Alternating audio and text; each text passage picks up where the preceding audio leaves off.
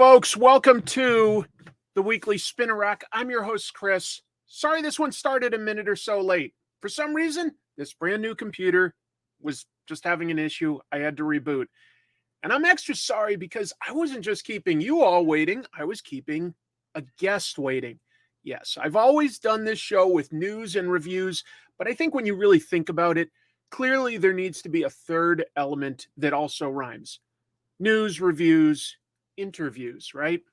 So, yes, I normally love to give shout outs to everybody here, but we've got a guest waiting. So bear with me. I'm pretty excited for this, folks. We have Sara Frazetta with us. Bear with me. I'm going to add her to the interview. Hi, Chris. I'm sorry you were having technological issues. It's always something with the new technology. I know. And I'm sorry that I kept you waiting a minute or two because I know that you actually have a busy night. You're 2 minutes. I mean, it's 20 minutes. I might be like, hey, Chris, what's going on? You're good. Exactly. I am so excited to talk to you. I wanted to talk to you for a little while, Sara, and you're obviously doing like the rounds with a lot of different comic book shows to talk up the stuff that Frazetta Girls is doing, like Fire and Ice. Before I get into this and you know all the different stuff you've been doing, I just wanted to explain something real quick. In the early 2000s, I got to visit the Frazetta Museum and meet Ellie for the day, your grandmother. It was a wonderful experience. I've long been a big fan of your grandfather, Frank Frazetta's artwork. And I think it was just a really lovely experience.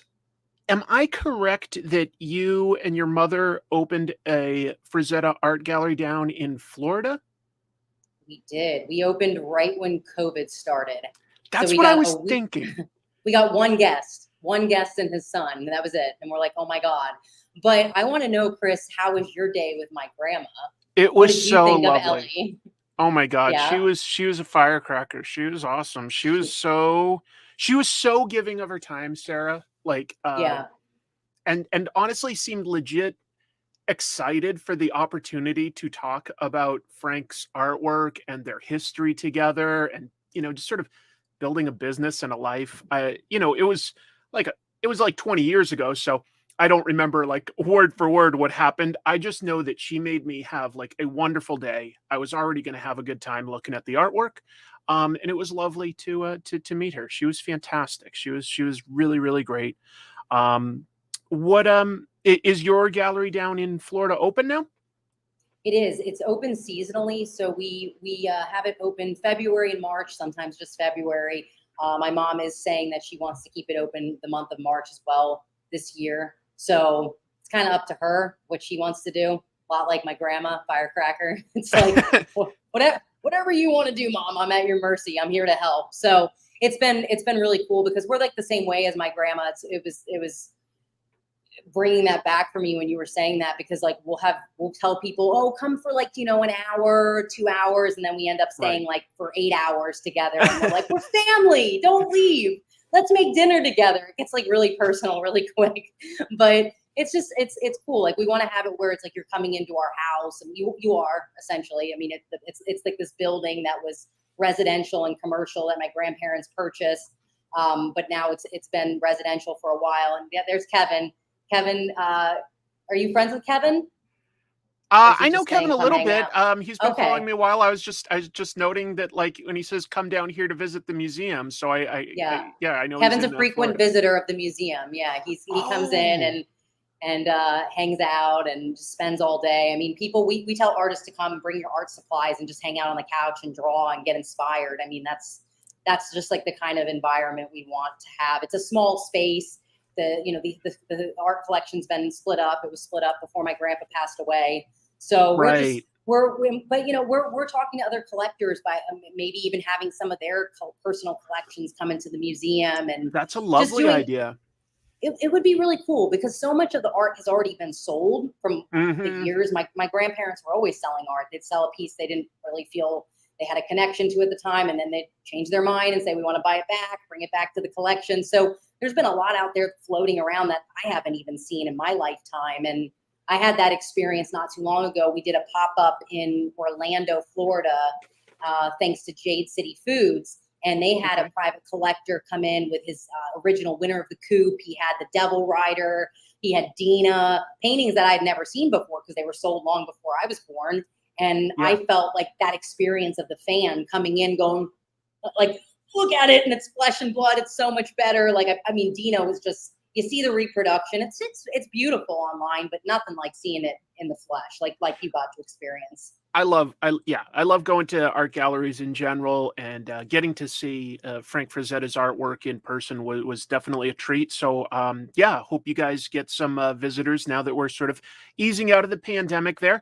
And so you and your mother have been running Frazetta Girls for about a decade now. Is that correct? Has it been 10 years? Yeah. Yeah. Yep, Amazing. It's 10 years since we founded it, and then slowly building it, like a very part-time endeavor, a couple conventions here and there. I was working other jobs for a long time. I got to make Frazetta Girls my full-time job proudly in 2019. My mom kind of bowed out because she's like, well, you're not making any money. This is sad. I feel bad for you. and she's like, you go, you build this with Joey. Good luck.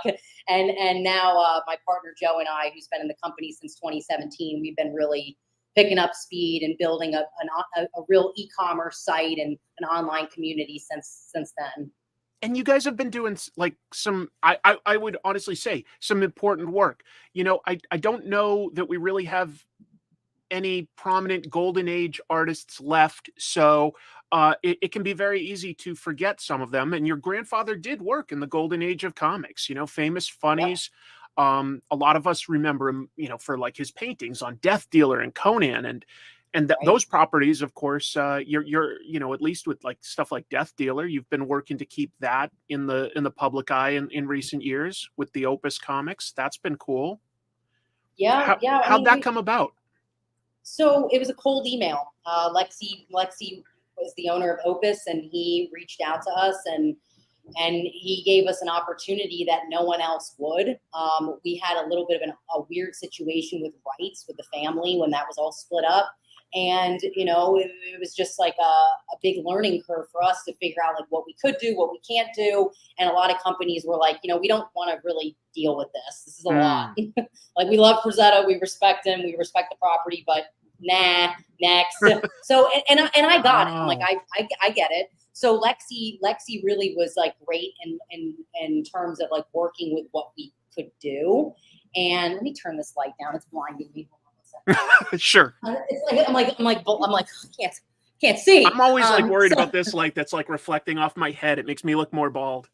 Mine's doing the same thing. I'm just like, it's like a reflector, and then like the glow of the computer screen. I'm like, I can't see and talk and think.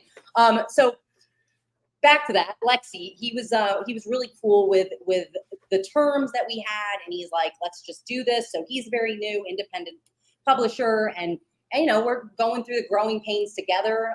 We've got some wins, we've got some losses in the Frazetta verse, and we just keep like monitoring and seeing what works, what doesn't work. And I think ultimately, like, the goal is like what we did with Dynamite. It's like get to the storytelling and make it a Frazetta world, because that's what people want. Right. I mean, nice. You know, your grandfather's work casts a long shadow. It's a lot to live up to. Like, if I had an opportunity to work on like something based on like some of his paintings, like, I would personally find that so intimidating, because you can't help but compare it to his work, which is outstanding. I'm not just saying that. I'm, you know, like, I'm a huge fan. Before I get to this, though, I do want to take 1 second to at least congratulate you, because you basically you just got an Eisner for like the Taschen book, collecting. That was really cool. His artwork. That was so labor of love. I walked into Taschen in 2015, and I looked at in Miami, and I walked in the store, and I go, now these are books. I'm like, well, these are great books. Oh my, why don't we have they're like insane. They're works of art in their own right. And, you know, you see like the $15,000 books, and you're going through it, and you're like, my God, these are spectacles.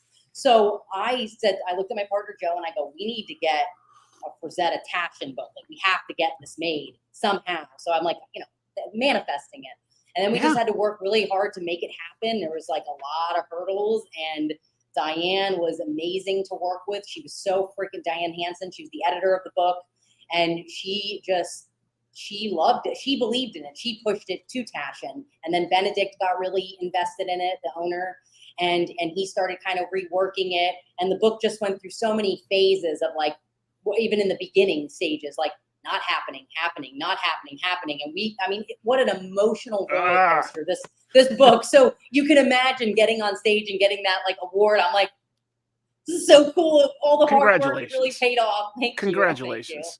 It's definitely a book I'm sort of like saving towards because it's not cheap, but for folks that don't know, like the stuff Taschen puts out is some of the highest quality archival, like, I mean, it won an award for a reason, obviously. It's not just the work, it's the presentation itself. Congratulations. What an accomplishment. What a huge accomplishment. A feather in the cap for Frazetta girls at this point, right? Thank you. It's for Frazetta. I mean, he deserved the book. He really did. Thank you, Nick. Nick's stopping by. Obviously, you've got a lovely relationship going with them because we'll talk about a little bit more than just this. But let's go ahead and address the fact that Fire and Ice is now a comic that Dynamite is publishing. So this is based on the movie. And if you guys haven't seen it, it's a cult classic. So I feel like at least half of you probably have seen it, but some of you maybe not because of the year. It was this amazing collaboration between Frank Frazetta and animator Ralph Bakshi, comic book writers like Roy Thomas, and I think Jerry Conway was the other guy. They created this really interesting world. What went into the decision-making to sort of turn that into a comic? Like, where did that all start? Who was the person that got the ball rolling there? I mean, it was a team effort. Bob Freeman, he wrote the role-playing game that we're putting out tomorrow on Kickstarter with Dynamite. Okay. Amazing. But Bob was a beautiful stranger that happened to message me over Twitter. And Bob was like, hey, why aren't you guys doing anything with Fire and Ice? And I'm like, it's a good point, Bob. Thank you. Like, I don't know. Like, I really don't know why we're not doing anything with Fire and Ice. And then it just got us into this path of figuring out, like, where do the rights sit? Let's work with the Bakshi's.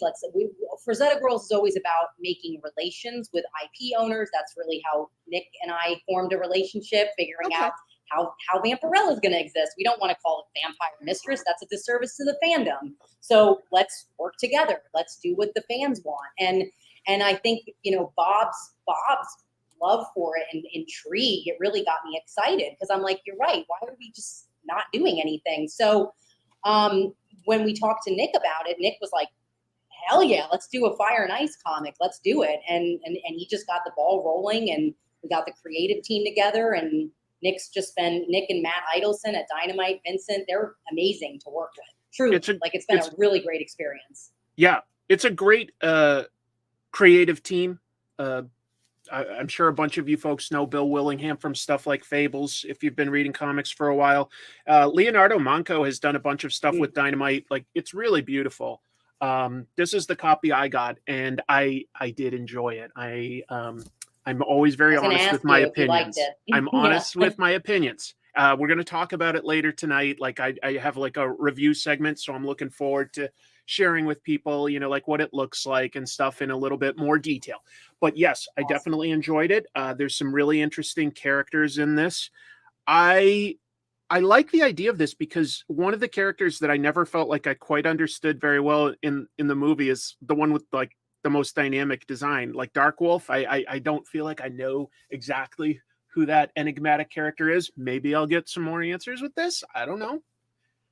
You're going to get a lot of answers with a lot of the characters. I mean, that was the whole point. It's like, let's fix and make better what Fire and Ice lacked. The movie certainly did not lack beautiful backgrounds. Music was great. Yeah. Animation, beautiful, but character relations, the plot, a lot of things were There's missing. only so much time in a movie, right?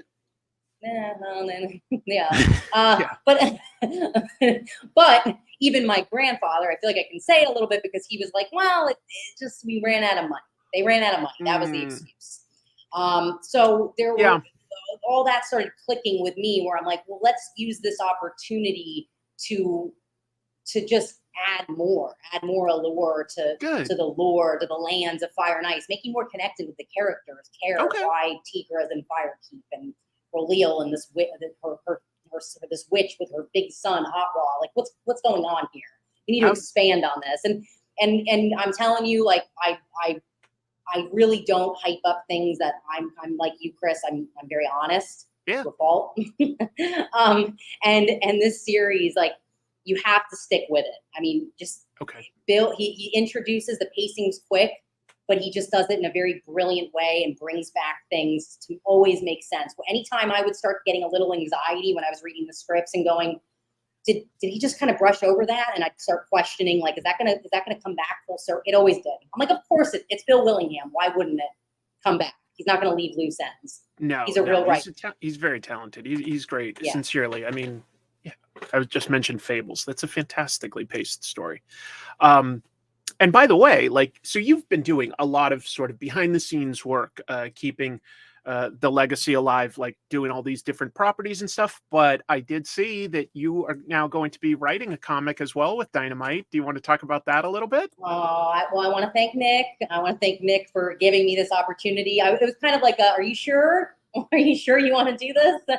And he was like, yeah, we're sure you're doing it. And I'm like, okay, cool. And of course, I found a co-writer, again, Bob Freeman, because Bob was the catalyst to getting all of this going with Fire and Ice. I'm like, Bob, you do us favors, let me do you a favor. I'm like, you want to co-write this with me? And he's so passionate about Vampirella, as am I. But like, Bob knows all of it, like from the very beginning of Vampirella origin stories. He knows all the classics, what he loved, and I feel like I'm a pretty old soul too. I like the classics and just resonate with that a little bit more. So when Bob and I talked about it, we were like, let's get werewolves, ghosts, and then Bob's like, let's bring in Frank Frazetta, haunted mansions, things that we both connected with, like where we could feel like little kids creating this. And that was like the best part of it, was like, comics just aren't for people that just love comics. It's for storytellers. Any person that we're all storytellers. So it's for everyone. And then Alberto Locatelli doing the interior artwork. He did incredible. Usually I have a lot of opinions on it, and I'm like, oh, can you change this? I didn't have one edit. Not one. I'm like, I can't say anything. It's incredible. Well, then there we go. Like you're saying, like whatever we get is very unfiltered. It's going to be authentically you and who is it again? That's your co-writer? Bob Freeman. Bob Freeman. Yep. Thank you. You've seen a lot more Bob Freeman. No, I am too. I remember people on their astrology signs.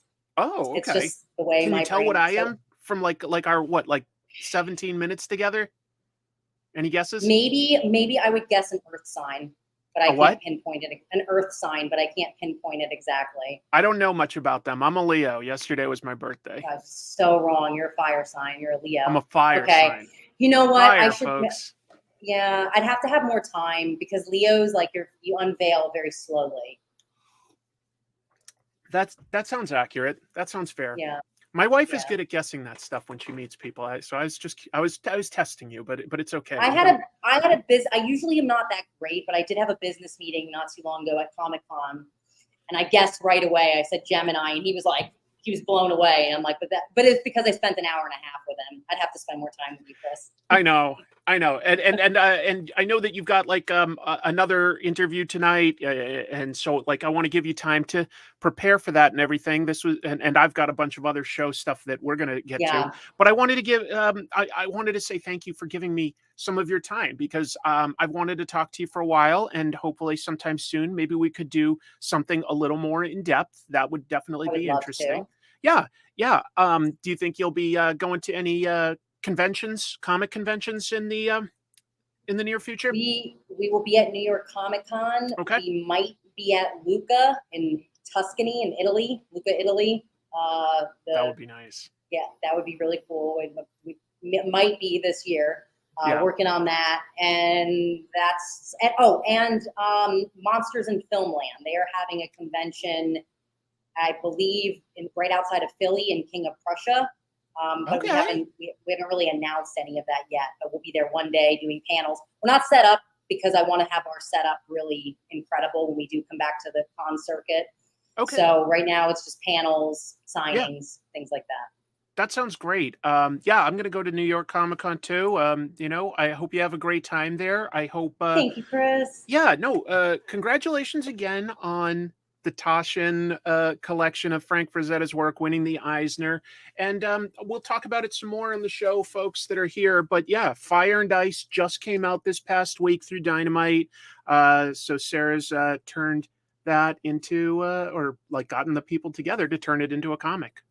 I'm going to watch your show after to see what you really think, Chris. Let's see the real review. Yeah, that's fair. You can hold my feet to the fire. I'll be very honest about that. No, I love it. Hey, it's great. I like the honesty. We need that.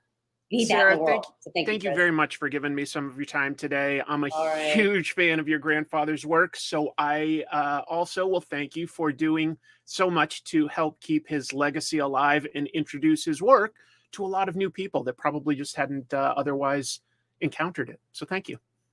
It's an honor to do so. All right. Well, you guys have a great rest of your show. Everyone here, thank you. Thank you so much, Sarah. Right. Have a good evening. All right. Bye. Take care. All right, folks.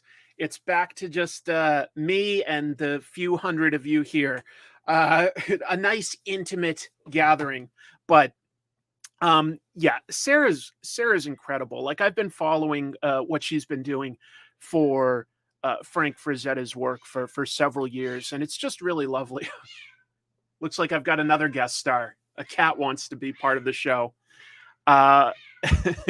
There's a little bit of a delay, chat, so like this is so sweet of you all to say some of this stuff, like bye and stuff, and but that was fun. I just wanted to take a few minutes to talk to Sarah. Thank you to Nick, who might still be in the chat. Nick Barucci, president of Dynamite, he introduced us and gave me this opportunity. I was like, absolutely, I want to talk to Sarah. Absolutely. Yes. Wasn't that polite of Jack to give us a few minutes of quiet conversation before he decided to start shouting?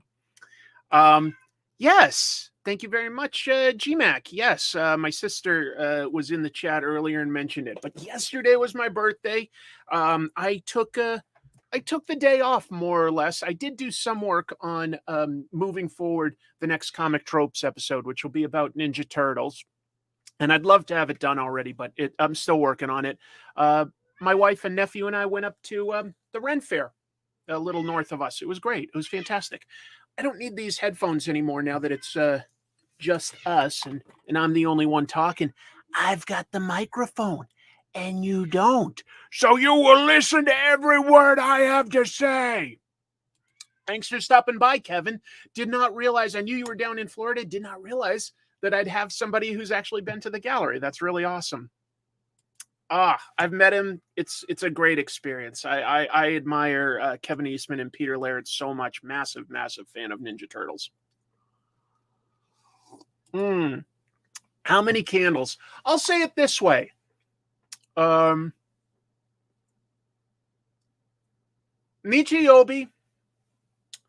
watashi wa 48 sai desu.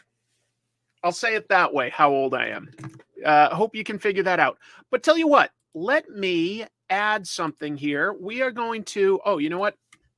That's right. I had to reboot the computer. Bear with me. I'm going to open up the news. We're going to get into the news of the week, and then we can do a couple reviews at the end of the show. Yeah, that was in Spanish, but I think you know that.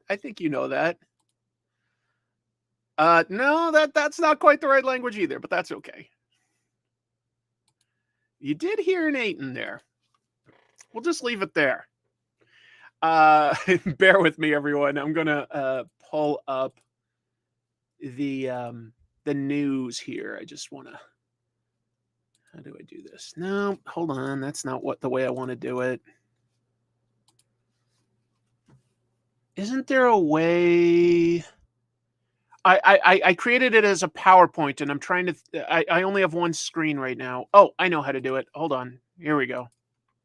Nope, that's not it either. There's a way to show this slideshow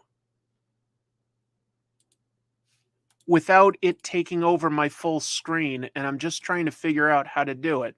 I thought I knew, but I guess I don't. Oh, shoot. I'm sorry that this has taken a while, folks. I thought that there was a way that I could just show my PowerPoint without it taking over the whole damn screen. One moment.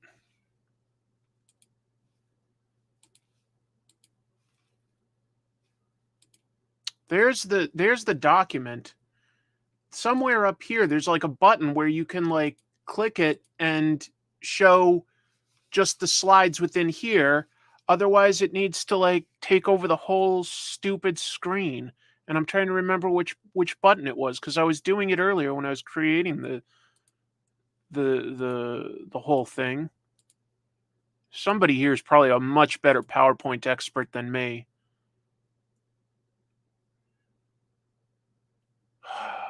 This is so frustrating. Chrissy, do you know how to do this? Oh, hold on. Wait, maybe it's this. Reading view. There it is. That's what I wanted. That's what I wanted. All right. So there's me and Sarah. We hung out. Obviously. So we've done that. Moving on. Here's the first news piece. The Lackadaisy webcomic has raised over $1 million within a single week. I thought that was pretty impressive. So the webcomic is published through Iron Circus, and they launched a backer kit campaign to make an animated series. Well, that's cool. So as of August 1st, that was exactly 1 week in, and it crossed $1 million in pledges. That will give them a 5-episode season, fully animated. If you haven't read it yet, Lackadaisy is really cool looking. Great artwork. It's a Prohibition era webcomic. Tracy Butler makes it.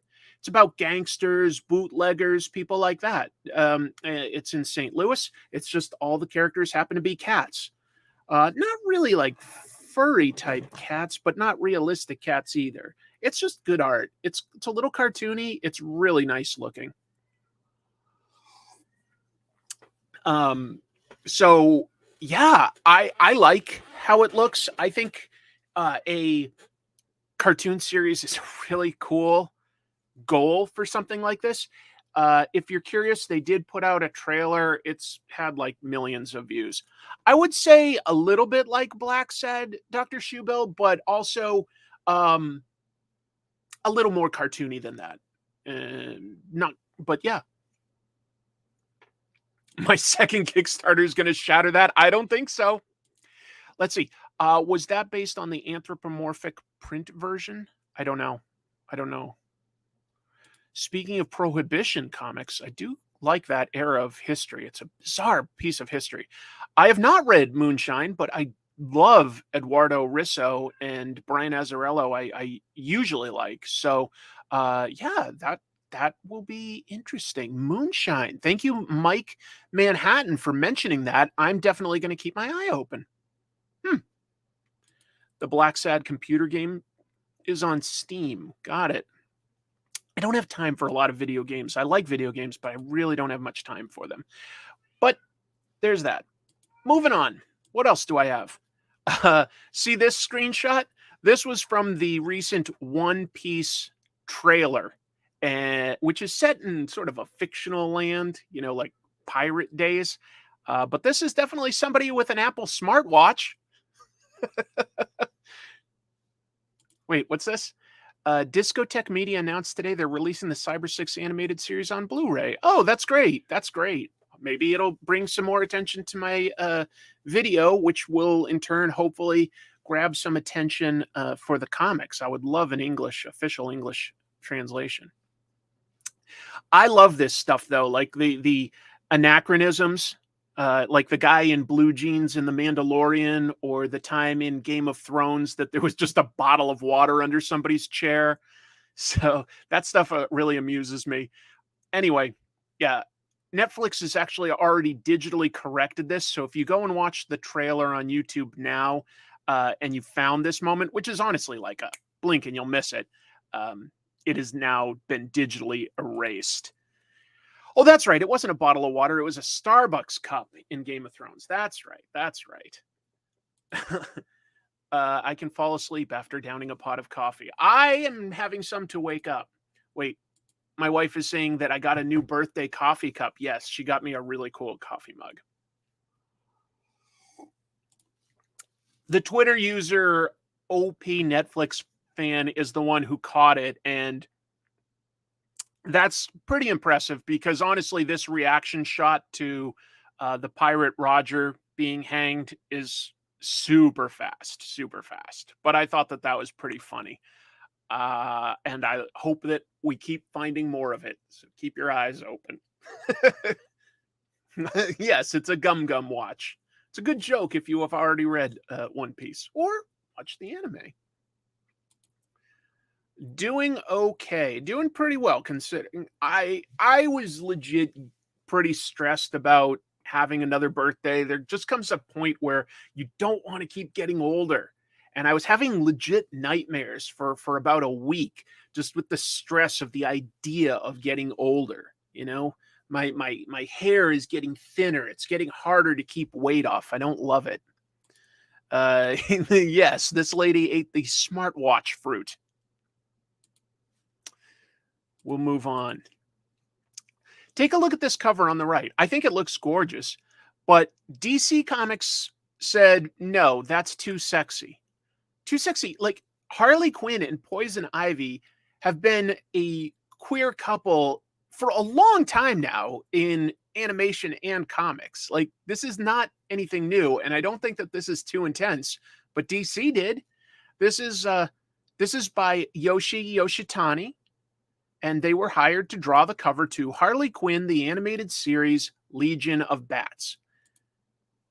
Then Yoshitani went to TikTok this week to reveal that DC asked them to redraw this cover because it was quote unquote too salacious. So you can actually get this as a print from Yoshitani's web store, but they did redraw it and they're just sort of like hugging now. They're not like kissing on the neck. Like I don't see how this is too sexy.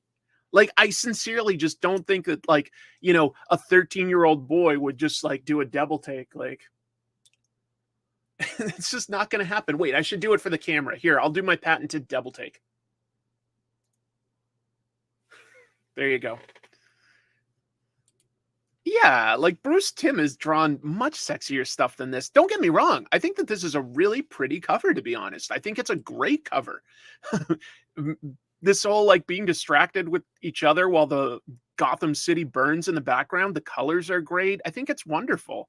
But yeah, apparently that was too sexy. Too salacious was the word for DC. But you can get this as a print now, and it's been redrawn.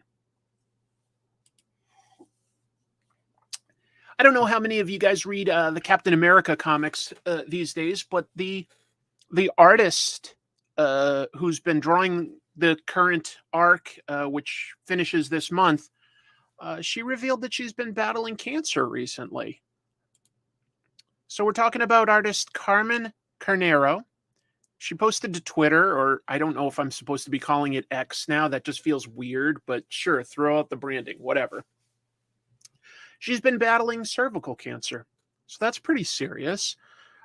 Here's part of her quote, which, just to be clear, this is a translation since she posted it in Spanish. She wrote, I've been lucky. Not skipping any routine checkups can give you years of life. Today, I am healthier than yesterday, and there is not much left for me to be able to keep drawing beautiful things. It is not easy to live or tell this, but it is the only way in which perhaps I can help some of you.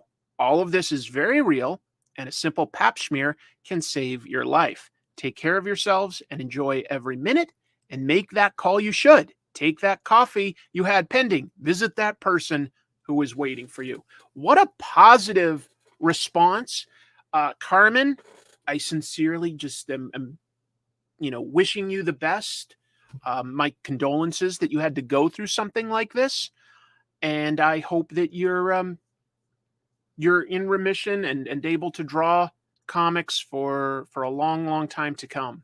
So, yeah, I think that we all wish Carmen the best there.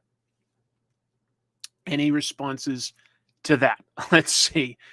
I know that like talking about cancer is always going to do bang up job on YouTube. Yes, it seems like she is. It seems like she is. She's posted nothing but positive stuff.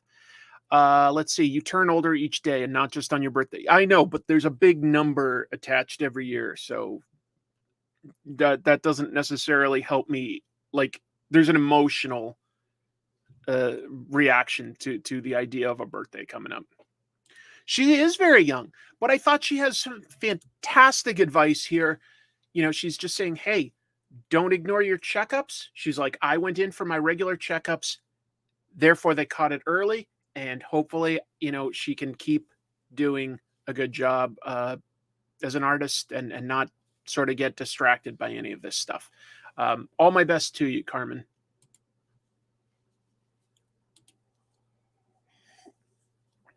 Kickstarter has codified some new rules, or really, I should say codified their existing rules as far as what people can do with AI imagery.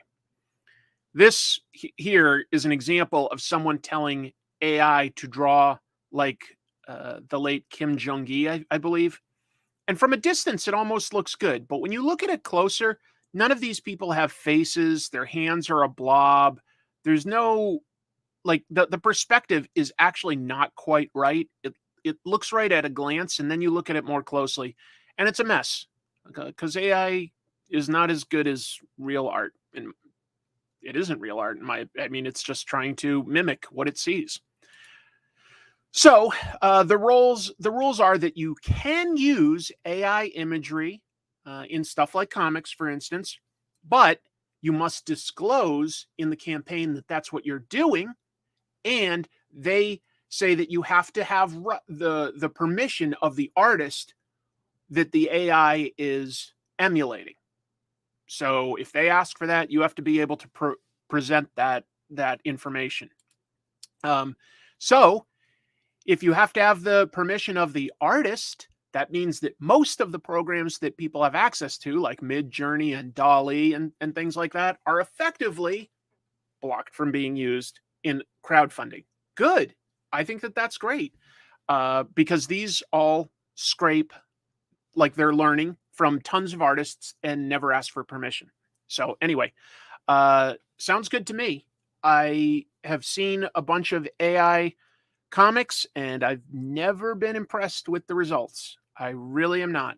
But you know what? If you want to like use it, they're like, yeah, you legally can.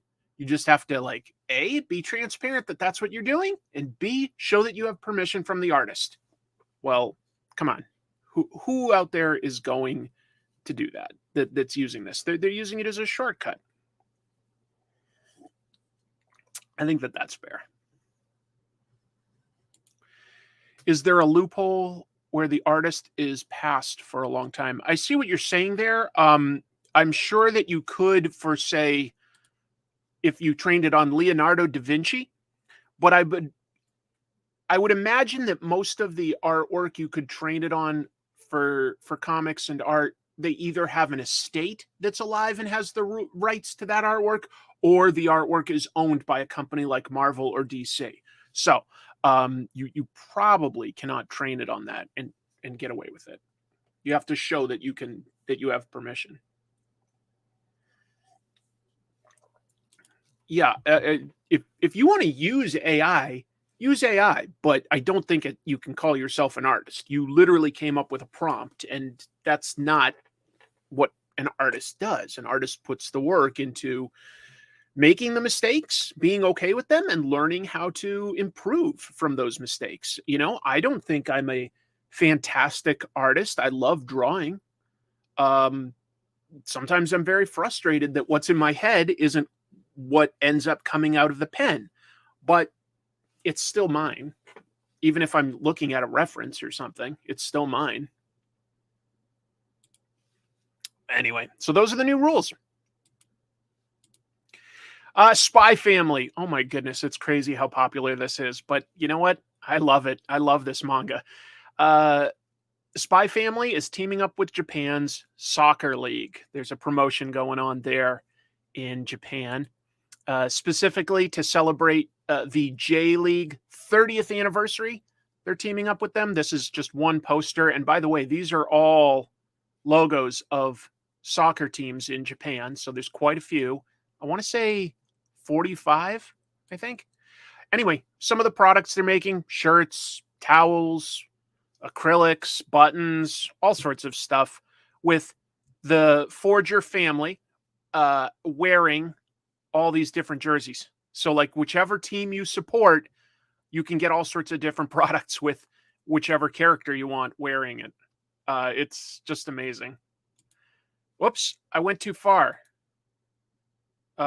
Sorry to scare you like that. I thought that I had one more piece of information there. So, I don't know. It's not for me, but I have to admit that if I was more into soccer, I would love to get, say, a Bond poster or something of him wearing my team's scarf. That would be great. All right, so you guys just got a glimpse of that. Sorry, I'm just going to tell you that the next news item, it involves some images of writer Donny Cates in a very serious car accident. He's made those public. They were shared on Bleeding Cool, and I'm going to show them. It's him in the hospital, and he has, he's back up and about. He went to, say, San Diego Comic-Con, for instance, but it turns out he was in a very serious car accident. So let's talk about this very serious thing. So these are actual pictures of Donny in the hospital after a very serious car accident. He talked about it with both Comic Pop, Sal, at the San Diego Comic-Con, and then went into detail and gave a statement to Bleeding Cool. So we had already known that Donny Cates seemed to leave Hulk and Thor at Marvel pretty abruptly.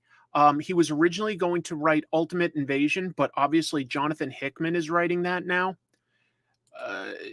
His creator-owned books like Crossover and Vanish have been paused. Oh, I put the same thing in twice. Sorry.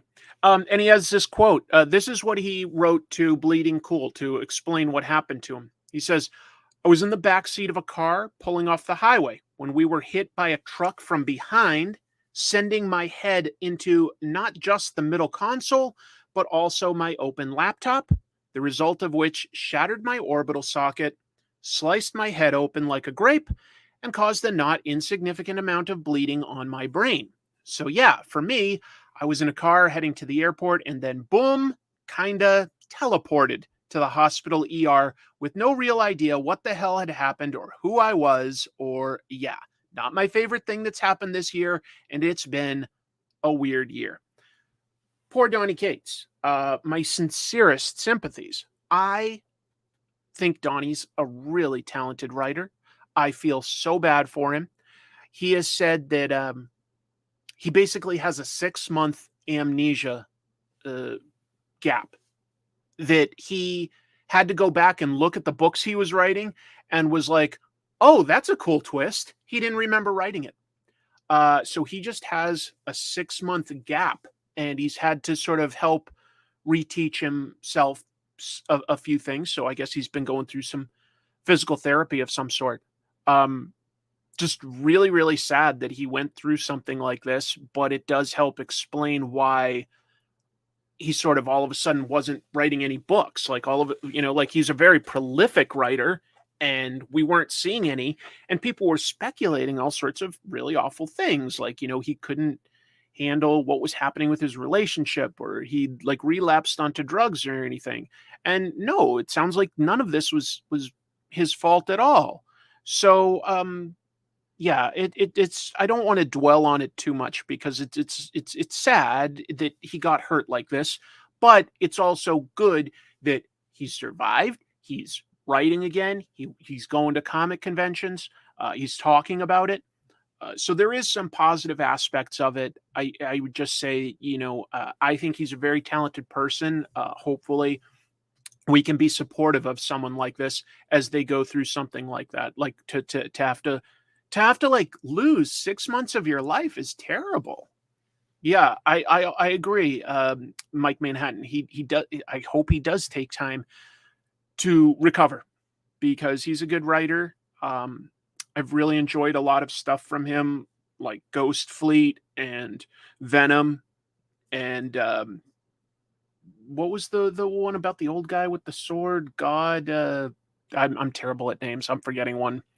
But anyway, yeah, I hope. I also hope that he did not get hit with the, hospital bills that are insurmountable. Because usually when you are, a writer or something, you have to get your own insurance, and who knows what the deductibles and stuff on that. Godland, thank you. Yep, Godland is really good. Godland's really good. Yeah, it could have been worse. That's true. It could have been worse. Yeah. But you have to imagine. I have to imagine something like this is going to influence his writing, whether he wants it to or not. But I mean, look at how much it influenced Stephen King, right? You go through something big like this. This is a life-changing event, and it's going to make you dwell on it to a degree, and it's going to make you think about things differently. So it will be interesting to see if he's able to turn it into a positive. Well, I hope so, Donnie. I hope so. Switching to something a little lighter. That was like sort of the most... Thank you for the correction. Yep. Okay. God Country. Right. Godland was Joe Casey. God Country. I just couldn't remember the title. Thank you very, very much. Yeah. Yep. It does affect you. Glad he's on the mend. He's one of the great writers out there. He's really, and he's so young still. I know he probably would be like, I'm not that young, but compared to me, Donnie, you're young. And I think he's been making some great waves. I look forward to seeing what he does next. I'm sincere about that. I look forward to seeing what he does next. But let's talk about something a little lighter. Gal Gadot, or is it Gal Gadot? I've never really known. It might be Gadot. She says that Wonder Woman 3 is happening. I'm suspicious. We'll see. In an interview with comicbook.com, she said that it's still happening. She said this: I love portraying Wonder Woman. I believe that. It's so close to and dear to my heart. From what I heard from James and Peter is that we're going to develop a Wonder Woman 3 together. I have a different take on what that means than she might. Because when she says that she heard from James and Peter, she means James Gunn and Peter Safran, who now run DC Studios, the movies stuff. They might bring her on to help develop an idea. I believe that. Like as a producer, for instance, I'm not convinced that they're staying with the same continuity and that they're making a Wonder Woman 3, especially, no offense, after Wonder Woman 84. The first Wonder Woman, I think, was a very good movie. It really was. And she's very well cast in the role. But the second movie was just not a good movie. It wasn't. It wasn't abysmal, but it wasn't good. It was meandering and yeah, it wasn't good. Reacting to this, industry insider Jeff Schneider, he posts all sorts of scoops about casting and upcoming plans for movies. He was on the Hot Mic podcast and said that it doesn't make sense to reboot the DCU and have a new director who then doesn't get to cast their own Wonder Woman. And I agree with him. That doesn't make any sense. I would love that. I don't think that we'll see a live action Dead Earth anytime soon, but maybe an animated one someday. That would be cool.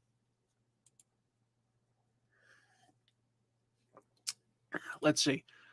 Here's a fun fact. Gal Gadot's new movie, Heart of Stone, is written by Wonder Woman writer Greg Rucka. Oh, small world. That's great. You could reboot it with the same actress. You could. I do think it muddies the waters of making things just a nice, clean break. Oh, that's awesome that you got to meet Rick. I love Rick. Rick is one of my favorite people in comics. He's always been incredibly kind to me, and I love his books. He's so talented. Some I love more than others, that's for sure. I'm excited to talk to you guys tonight about his newest book, The Sacrificers. That's very interesting. Anyway, I'm glad you got his book, and I'm glad you got to meet him. Maybe I should have him on the show. Would that be an interview for this show that would be interesting? I think we should. Anyway, more news. Incredible Hulk at one point was, intended to have a sequel. I don't think that that's a surprise, but the director of the movie, Louis Leterrier, gave us a few details about it this week. So he spoke with comicbook.com about a planned sequel. He was just promoting Fast X. I think that's also, by the way, why Gal Gadot was on comicbook.com. They were both promoting Fast X. But the director explained some of the ideas. He said there was like Gray Hulk, Red Hulks. There was a lot of good stuff that we were planning. So apparently they were going to jump straight from, Savage Green Hulk to the other Hulks. Like, I bet if they were thinking of Red Hulk right away, that would sort of make sense, going from Abomination to just having Thunderbolt Ross turn into Red Hulk. Instead, we're probably going to get it something like 20 years later. What? No, it's not 20. It's more like 15. He also had, like, as part of his quote, he's like, I like She-Hulk, but then, yoga between Hulk. And I was like, okay, yeah, we're very far from my Hulk.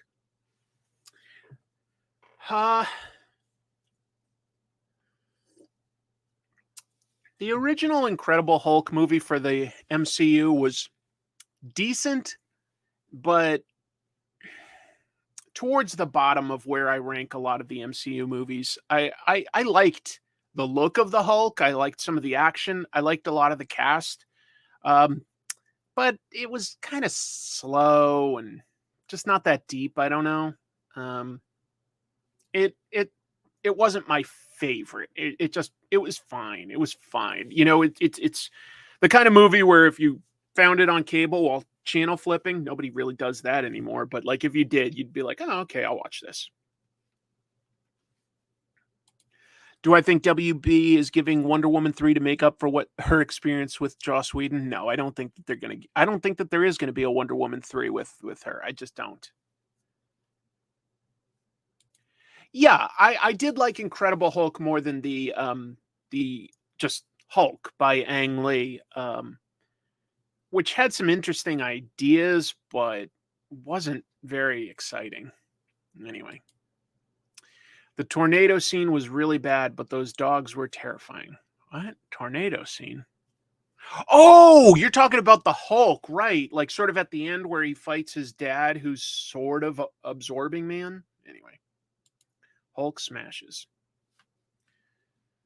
It is interesting, though, that like for Captain America 4, they're bringing back so many characters and stuff from this movie, Thunderbolt Ross and Betty Ross. Yeah, just interesting. Like it's been so long, but they're bringing them down. As long as we're talking about canceled comic book movies, what might have been, this came up this week. There was apparently plans for the Ben Affleck directed Batman that he would have starred in to have used a lot of the comic book lore. Where am I pulling that from? Well, storyboard artist Jay Oliva has done storyboards and designs for a lot of the DC movies. And he spoke with website Inverse about plans for abandoned DC movies. Now, he said that he couldn't go into like extreme detail because he didn't know what that might sort of cover with like NDAs and stuff like that. But Jay said Ben's story was going to cover something that had never really been covered in comics, but was building off storylines in the Batman mythos over the last 80 years and approaching it from a new kind of perspective. I don't know exactly what that would mean. Do any of you have a guess? I really don't. I would have trusted Ben Affleck as a director on this if he ever did it, because I don't think he's directed a bad movie. The Town, that's a great crime movie. What was the one he did about the hostages that he... Argo. Argo is really good. So I don't know, like it might have been built off something that, like, maybe it's like, Bruce Wayne finally decides to be just Batman or something and finds out that doesn't work. I don't know. I don't know. That's true. They could have been considering Court of Owls, since that's sort of based on this idea of a hidden history of Gotham City. That's possible. That is possible.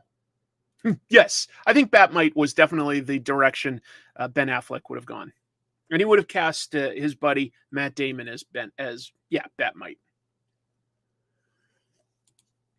Ben Affleck is absolutely a comic fan. There's a reason he did Daredevil. I remember when Kevin Smith's Daredevil run was first collected into a trade paperback, Ben Affleck wrote the foreword talking about how he loves the character and stuff. So yeah, he's a comic book fan. He hasn't loved all of his experiences making superhero movies, but he likes comic books. Yeah. The rainbow costumes, maybe more than one person said that.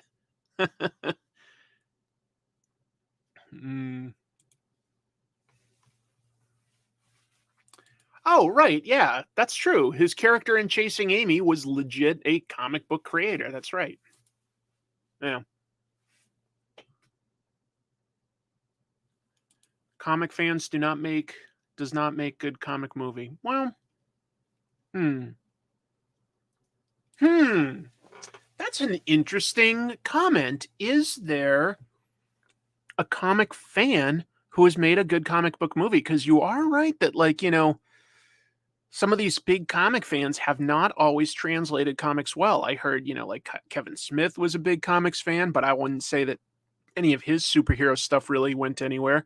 The guy who made the first Judge Dredd movie with Sylvester Stallone was supposedly a big fan of the 2000 AD comics. Yeah, do we have any big comics fans that did make a really good movie?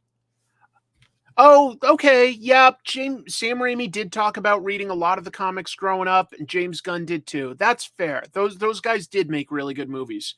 Yep, they did. Good point. Peyton Reed. Yeah, his Ant-Man movies are pretty good, and he did say that he was a fan. Yeah. There are some comics fans that did find a way to make good movies. Yep.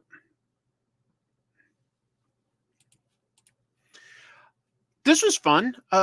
Richard Starkings is a fantastic letterer, and he posted, I've worked on a lot of Batman books, but this might be my favorite. That's saying something. John Rochelle and I were pioneering digital lettering and creating an Art Deco look for this title that the creative team, including the brilliant Mike Parabeck, very enthusiastically responded to. We were so sad when the title was canceled. Would have thought this bumper collection would exist all these years later? Me? I thought it would. So, for the 31st anniversary of the show, which is this year, DC is going to release an omnibus of the Batman Adventures comic book. Yeah, DC made a Batman Adventures comic while the cartoon was coming out. That's this September 5th. There were 36 issues, 32 monthly issues, and 4 specials, including Mad Love, which I think won the Eisner that year. Let's see. Super brag name drop moment. When I was on the set of Dogma back in '98, I got to chat comics with Affleck. He knows his stuff. I was impressed. Jim, that's why we love having you here. That's less of a humble brag and more of like an interesting bit of actual information. Thank you so much for sharing it.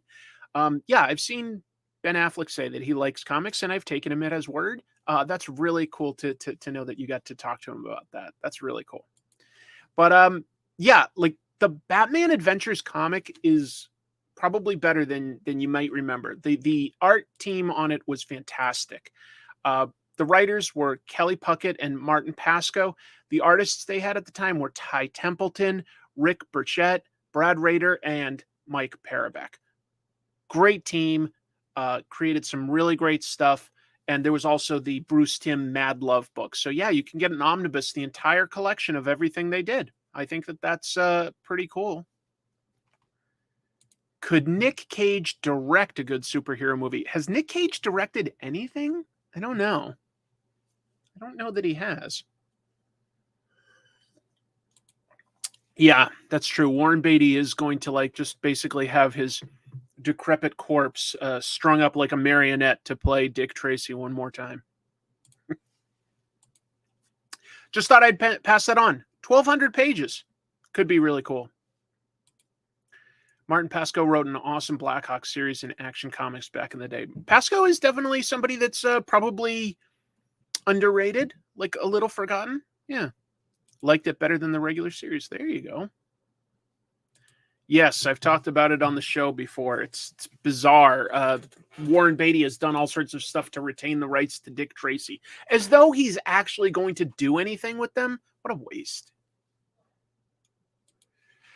All right, moving on. Here's just a scene from WandaVision that involved a bunch of extras. Why? Because it turns out that the extras on WandaVision had their likenesses digitally scanned. Yeah. So an actress named Alexandria Rubalcaba was a background expert on WandaVision, and she was interviewed this week by NPR. She told them that she and the other extras were digitally scanned, and it wasn't explained to them at the time. They probably just assumed it was for like a special effects scene or something, but their whole bodies were digitally scanned. No permission, no extra pay. And she's saying, I fear that AI is eventually going to weed out background actors. They won't have any use for us anymore.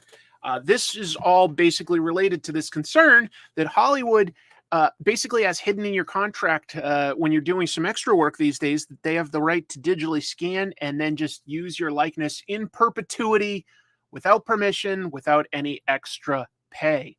Scary.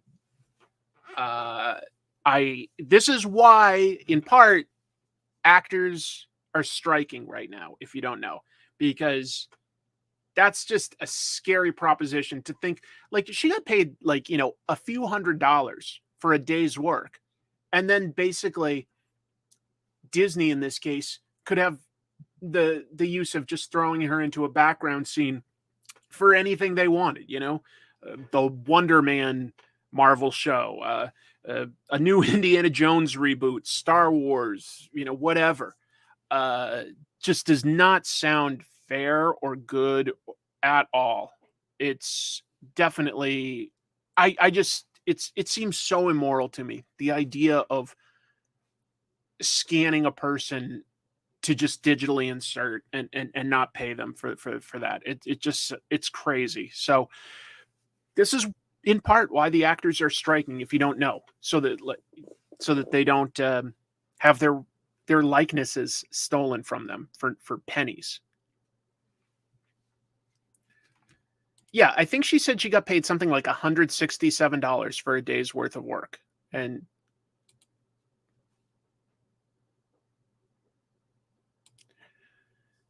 they could do that because, like I say, they signed a contract that had it like buried deep in like the language. A lot of like extras will start seeing like, a boilerplate contract, and they're probably not all reading the contract. It is in the contract, but like they're not really aware of it. So like it's up for debate right now. It's up for debate. But it happened here. This is an early example of this getting scanned thing, and it happened on a comic book TV show, so I thought it was worth mentioning. Right. That was a huge deal. People, if you don't remember, for Back to the Future 2, there were some scenes from Back to the Future 1 that were sort of like reused because Marty goes back in time to 1955 again. Well, actor Crispin Glover had decided not to return for the sequels, which is fine. That's his right. And then he saw that like they were still using footage that he shot, and he won a huge landmark case of saying like, hey, just because you shot this for the last movie, if you use it again for a different thing, like a sequel, you have to pay me again. And he won that. And that was like a really big precedent for actors. So, yeah. I was fascinated by this. Vault Comics, you might have heard of them because, you know, they do have a few books that are getting acclaim. I think Barbaric is probably one that you might have come across at the comic shops. They're doing something. This comic is going to be free for retailers. We're not talking free comic book day where it's free for the customer. We're talking free for the retailer. So this is a new sci-fi fantasy book called Unnatural Order. By the way, written by comic book and screenwriter Christopher Yost. He hasn't done comics for a while, but he's written a bunch of comics like X-23. He's done movies like Thor Ragnarok. He's pretty good. Well, Vault says they're going to allow retailers to order this book for free, literally for free, in bundles of 25. It's all just so that like more places will carry it. But just to be clear, it will still retail for $4.99. You know, if you or I wanted to buy it, we're paying the same price. But what an interesting business idea in terms of trying to help a comic shop make some money and get their comics picked up and shared. That's just amazing. Yes, Hollywood is good at innovating new ways to scam people. I agree, EJ. Nice to have you here, by the way. It's just, but like this idea is really amazing. As far as what the premise is on Unnatural Order, it's saying that like, you know, after the fall of the Britons and the Roman invasion of Hibernia, there's this like bad guy called the Druid, and he spreads, you know, this dark wave of monstrosity and stuff like that. And there are people resisting him, and they get an ally from another time to battle him. So it's going to mix both science fiction with some sort of time travel element with fantasy in terms of like, a sorcerer essentially. So, wow. Yeah, so Vault is taking a loss on number 1 in an attempt to make a bigger initial splash. So they must have a lot of confidence in this specific book. You wouldn't just do it for probably any book. But Christopher Yost is pretty well established and respected, so it makes some sense. It makes some sense.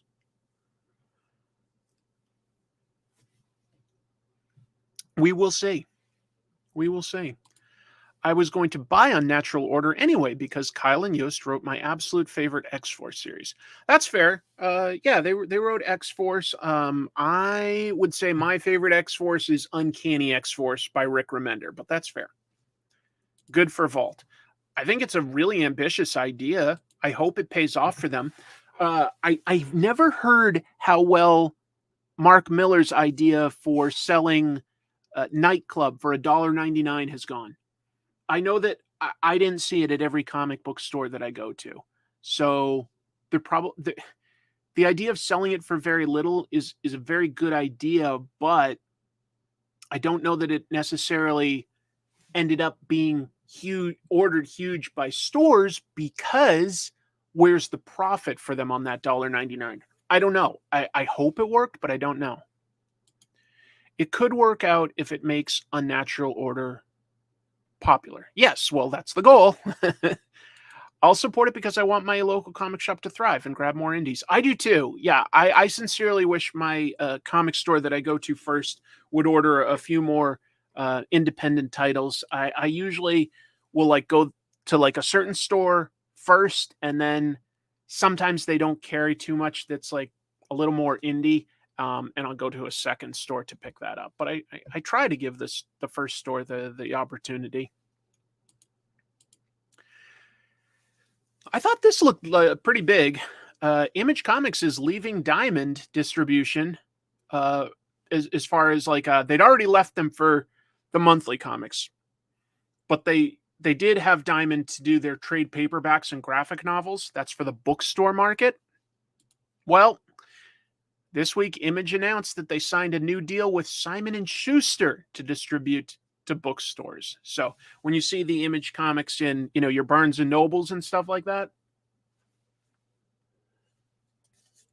that's these guys. That's these guys. Hello. Thank you for jumping on from Twitch. Appreciate it. Diamond is still going to handle Image's European distribution, but I think that's about it. It just feels like Diamond keeps getting chipped away at, there was Lunar distribution, then there was Penguin Random House, and, they're just a lot of these big comic publishers have been going with other people, and Diamond's like, well, we still have the trade paperback and graphic novels, or we still have the merchandise stuff, or hey, we still have European distribution, but they just keep getting little bits taken away from them. And then Diamond will say like, hey, we've negotiated a new deal for cheaper shipping this way or that way. But if you're at the point where comic book stores already can't easily order all the comics from one place, that was like one thing that was good for Diamond when they had essentially a monopoly. Was like, stores were like, cool, everything's in one book, I'll order from it, and that's that. But if they already have to order from a couple different places, I don't know what Diamond really can offer these companies unless they can find ways to be even cheaper on both ends. Both cheaper to the retailer and I don't know. It's just crazy. It's really wild to see them ever since the pandemic started. Like Diamond has just been chipped away at. But then again, when I was reading comics, there were tons of distributors.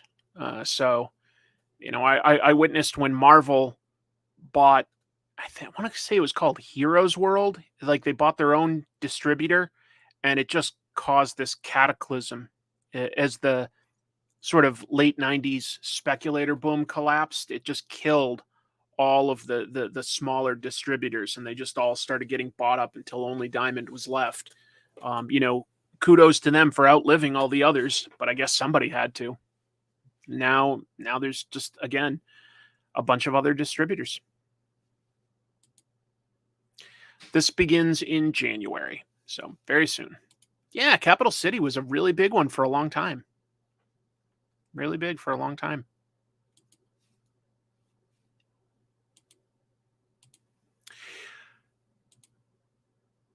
This is funny. This guy, Croc Block, found this Blue Beetle stand at his comic book store. Okay, so cool. That makes sense. We're promoting the new Blue Beetle. But what did he find when he looked at it more closely? It still had a logo to promote the Batgirl movie. So when this was created to sell, like, the Blue Beetle comics around the time of the movie coming out, which is soon, they were trying to still like co-brand, like, hey, and plus there was that Batgirl movie. But as we know, if we followed this story for a while, HBO decided to destroy the Batgirl movie after it was finished and use it as a tax write-off. They're not going to ever release it.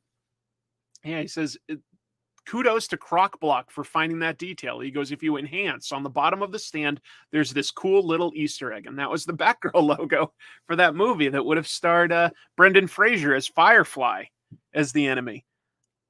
I just thought that was pretty funny. Because I wonder whose responsibility it is to make this. The Blue Beetle, that's probably created by the comic book division with assets from the movie people, but the movie people probably weren't proofing it for something like this. And the comic book people didn't know to look. I'm just guessing. I'm speculating. How has Batgirl not leaked, though? I think that they locked that down before they announced what they were doing. So yeah, you got Croc blocked. I don't think it's ever going to leak at this point. If it hasn't leaked yet, I don't think it ever will. I sincerely don't think we're ever going to see that Batgirl movie. I really don't. But good job, Croc Block. That's pretty darn funny. That's a good find. That's a good find. I have not seen this Blue Beetle standee at any of my comic shops lately, but if I do, I'm going to have to take a look as well. I bet that this Batgirl logo makes this a little bit of a more collector's item, right? Somebody's going to want to take this after the promotion's ending. I bet that comic book stores will be able to sell this for a good amount. Let's see. Bear with me. Yeah, they could definitely release it if they wanted to give up the tax break, but they already took the tax break, so I don't think it's an option. Well, they'd probably have to pay new taxes. Hello, Eastern Washington from Western Washington. They would never release it for free. They would not, like, it's not worth promoting merchandise to release it for free. They just would never do that. They would never do that.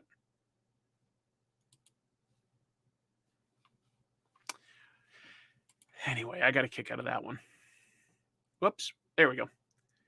Frank Miller Presents. That's the new comic book company that Frank Miller has. You know, they put out books like Ronin 2. There's going to be some Sin City stuff. They were financed in large part by one of those NFT bro groups, a DAO. There's some interesting news here. So, Spice DAO was an early investor in Frank Miller Presents, and their goal was to be the people that would release the Web3 comics. Hasn't happened yet. They bought this Dune storyboard book for $2.66 million. $2.66 million. Okay. By the way, they said at the time that they were going to make movies and stuff based on it. I guess they didn't realize most of these pages were already scanned and available online. So they spent like a crazy amount of money, something like 800 people in this DAO that did it. They also raised $12 million to make movies based on it. Now, they couldn't have called it Dune, but they were going to base it on the ideas found within. I think that's a legal nightmare. Like yes, we're talking American dollars. And this week, they had to sell this book at auction. They got just over $90,000. So if you are keeping track, that means that they lost $2.5 million on this deal. And now the Spice DAO is dissolving. I don't know what that means for Frank Miller Presents. They've probably already given the money to Frank Miller Presents, and now they just won't be an organization anymore. So I found that hilarious. They way overpaid. There was no way it was going to go for this much. I don't know how they messed up and bought it for that much. The 90,000 sounds much more realistic.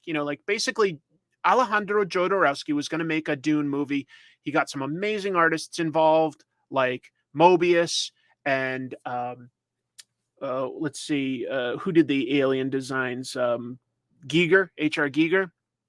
All sorts of amazing artists. And he made, I don't know, like maybe a dozen of these books to use to pitch that movie to studios. It didn't happen. There's a great documentary about it called Jodorowsky's Dune.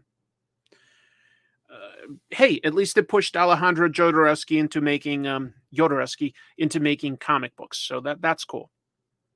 But yeah, they the guys that bought this for $2.66 million, and that was not very long ago, sold it for $90,000.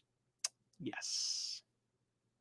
No, they didn't have the rights to Dune. All they did was they owned this book. I don't think they had the rights to anything, but I think that they thought they did. It's a great documentary. Great documentary. Really, really interesting. Yeah. So, I just got a kick out of that. I don't know what the ramifications are for Frank Miller Presents. Probably none at this point. But anyway. I think that makes sense to go for somewhere around 90,000. It is, even though a lot of the images are online, This is still an original thing that was created, like basically hand stitched type thing by Alejandro Jodorowsky. If you're a huge fan of Dune or Mobius or Giger or Jodorowsky, I think that's a pretty amazing, very, very limited piece of history. I could understand people potentially paying something like that. I really do. But it's not for me, but I understand it if you've got that kind of money.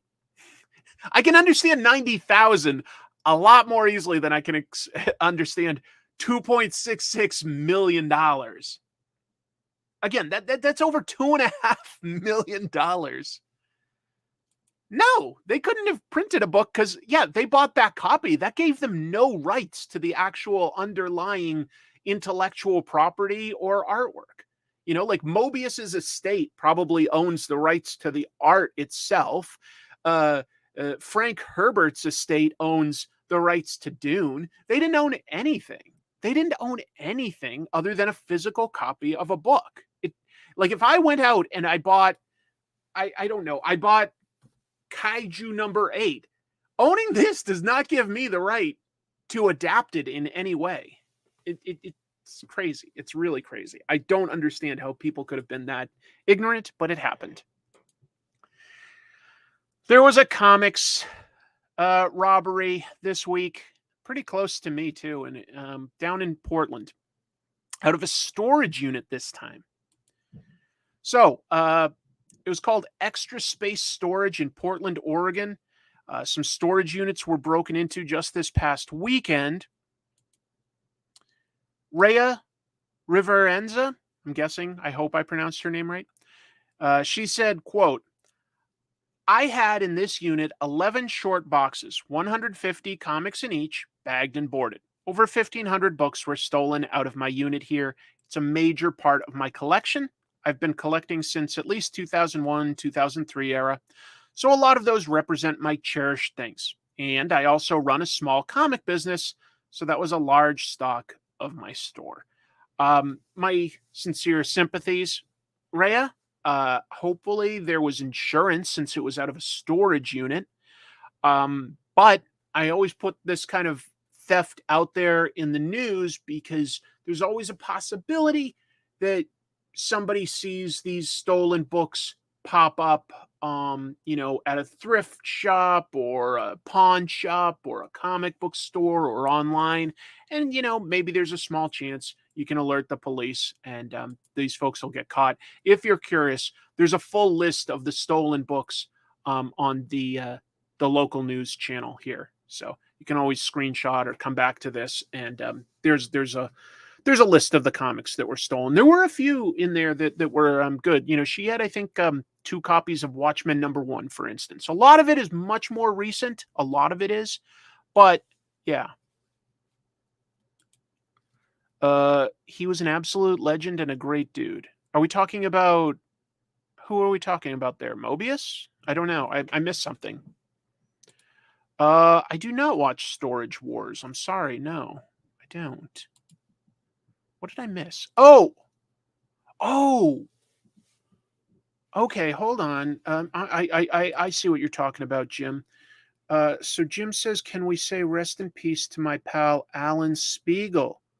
He passed last week. Exhibited at San Diego Comic-Con for 30 years straight. And he was the art representative for Dave McKean, Kent Williams, John J. Muth, George Pratt, Phil Hale, and more. He was an absolute legend and a great dude. Oh, Jim, I'm sorry for your loss. I didn't know Alan Spiegel, but yeah, that's too bad. Wow. So he was one of these guys that was selling the original art at the conventions for these artists. Oh, yeah, that's too bad. Yeah, a lot of people showing their condolences there. Yeah, happy to spread that. Thank you for the heads up. Thank you for the heads up. That's too bad. A lot of people saying nice things. Wow. All right.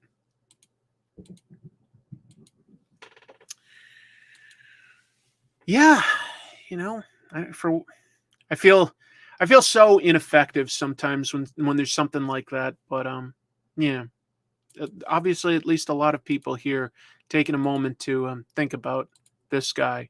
Um, glad that you got to know him and that he was such a nice guy. Let's see. 30 years. I bet he was a nice guy. Yeah, you don't get to keep vending at the convention that long if you're annoying or people dislike you, right? Such a shame. That's very kind of you. What a kind group of people you are. Yeah, absolutely. Life is short. I hope that helps a tiny, tiny bit. Here's some really positive news. Let me switch to something like I liked. The Mutant Mayhem movie for Ninja Turtles, they did not overwork their animators. This is so heartening because I loved the last Spider-Verse movie, but there were some really rough stories of the animators having to work really, really hard. Wow. William Friedkin passed away. Director of Exorcist. Wow, sure. And many other things. William Friedkin. All right, so this was great news, though, about the animators on Mutant Mayhem. So the director, Jeff Rowe, said that the film was made with animators' health in mind. Good. He was speaking with Insider, and he said that he and the producers, Seth Rogen, Evan Goldberg, they wanted to make sure that the animators all had a good work-life balance. They worked to make sure that they could work from home if they wanted to, make sure that they had like normal hours and that they weren't going to like just keep them late and go into crunch time and stuff like that.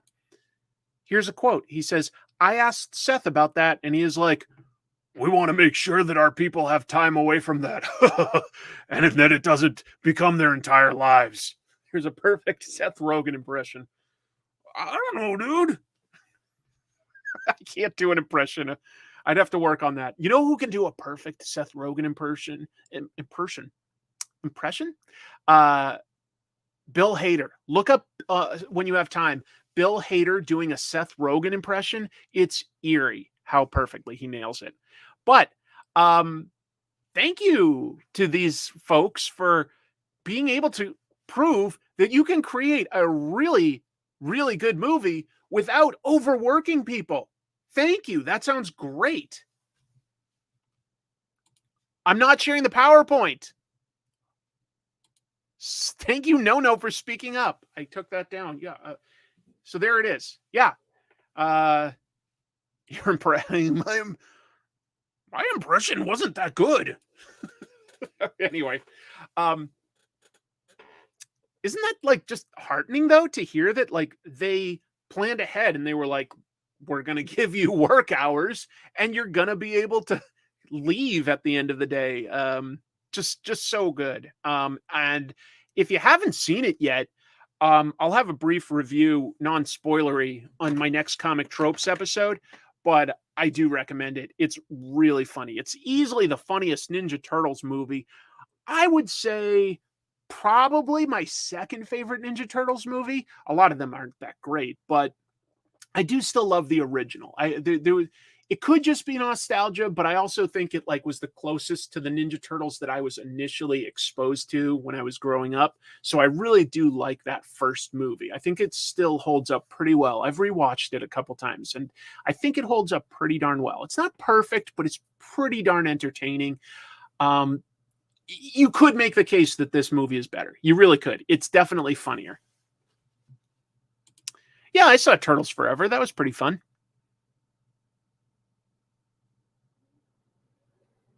Original holds up great. I think so. Looking forward to watching it. You know what? One thing I really liked about this one was the voices of the Turtles themselves. They've actually cast real teenagers for, I'm pretty sure, the first time ever. And they've got an energy and they sort of talk over each other a bunch and get each other like all amped up and excited. It's really funny. No Casey Jones yet, but I would not rule him out for the future.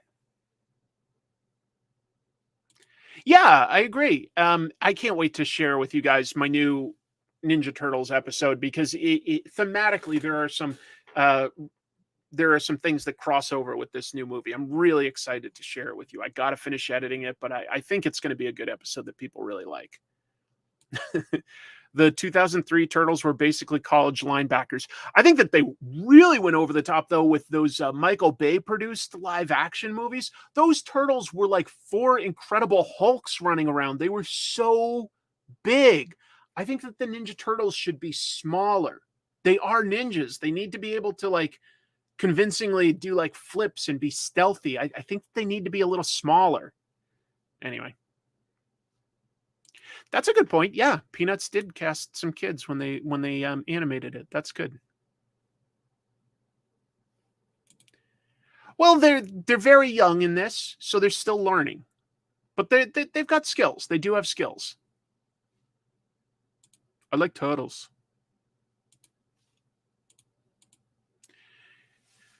There are a ton of legal documents related to Superman that are absolutely fascinating that are coming out this week. You've got to read these. So where are they coming out?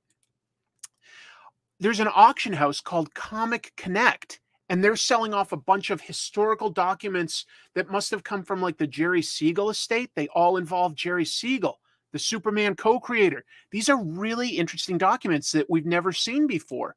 It's not like it tells completely new history of Superman or anything, but they really add some color to Jerry Siegel's life.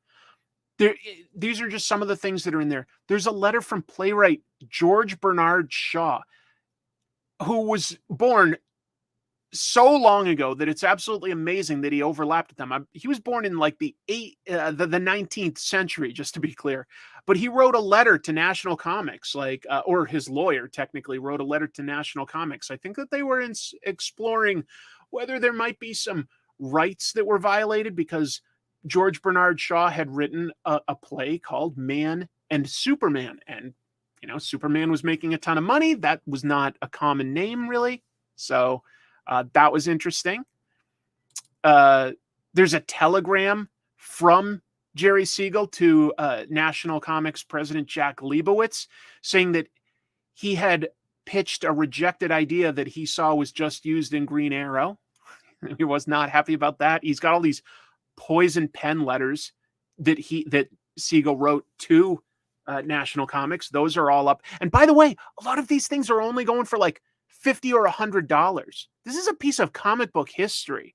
I'm amazed at how low the bids are on this stuff. There's a letter from the Superman editor at the time, Hannah Baker, writing that she thought that Joe Shuster's newspaper strip art is careless. That was the word she used, was careless. So absolutely fascinating part of history. And if you want to like learn some more, go to Comic Connect and look at some of these Jerry Siegel documents that are up for auction. A lot of them you can make out and read, and it just really adds some flavor to the history of Superman. Yeah, like I say, he was born in the 19th century, folks. George Bernard Shaw, 1856 to 1950. But that overlapped, obviously, with the 1938 creation of Superman. So, yeah, it's just absolutely wild. He did have a long life, especially for that time. He really did. I mean, I never ever would have guessed that an acclaimed playwright like George Bernard Shaw had a crossover bit of history with Superman.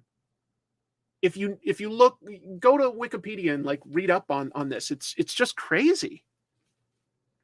There are a lot of interesting books about how badly Siegel and Shuster were treated. Not that it was necessarily any different than anybody else at the time, but it's not right. But their estates have like basically all resolved everything now. So I guess it's over, but yeah. Isn't it a fascinating piece of history that like you just never know when we'll get another little piece of history popping up? You know what? Since we're talking about this, I got to say, I started to watch the new 3-part documentary on HBO, which is called Superpowered. or it's on Max if you want to call it that. It's about like the history of DC Comics, and it is interesting.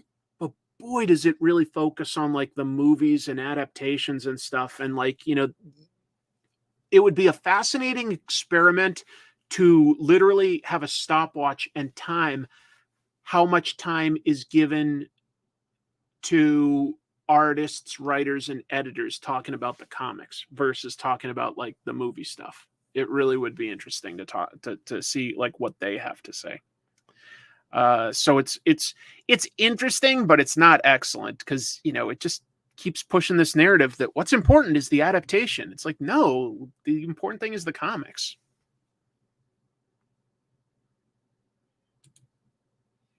All right, we're going to keep going with news. We're almost done, but there's going to be a new Shigeru Mizuki collection. If you're not familiar, Mizuki was an insanely influential mangaka from Japan. Made comics in all sorts of different sort of styles and tones. Did a lot of stuff about, sort of monsters and ghosts and stuff. Some of it funny. He also did some very realistic stuff talking about World War II and the Showa area. So it's really, really interesting. Anyway, there's going to be this book, Yokai, The Art of Shigeru Mizuki, is going to be published in hardcover by Drawn and Quarterly. And I guess that's going to come out next year sometime. Here's a quote from, I guess, the publisher. They said, "Manga's most beloved creator ventures into Japan's mythical past and emerges with a menagerie unlike any other. Shigeru Mizuki is no stranger to the supernatural and its portents. Kitaro and Tono Monogatari reimagined the obscure folktales of his youth, bringing them to life with whimsy." And the book is also going to include supplementary writing by Mizuki scholar and translator Zach Davison, who I did have on Comic Tropes at one point. He does a lot of manga translation. He lived in Japan for, I think, 8 years. Very fluent and definitely a bit of an expert on yokai, sort of ghosts and demons and monsters. And he was instrumental in bringing Mizuki to America.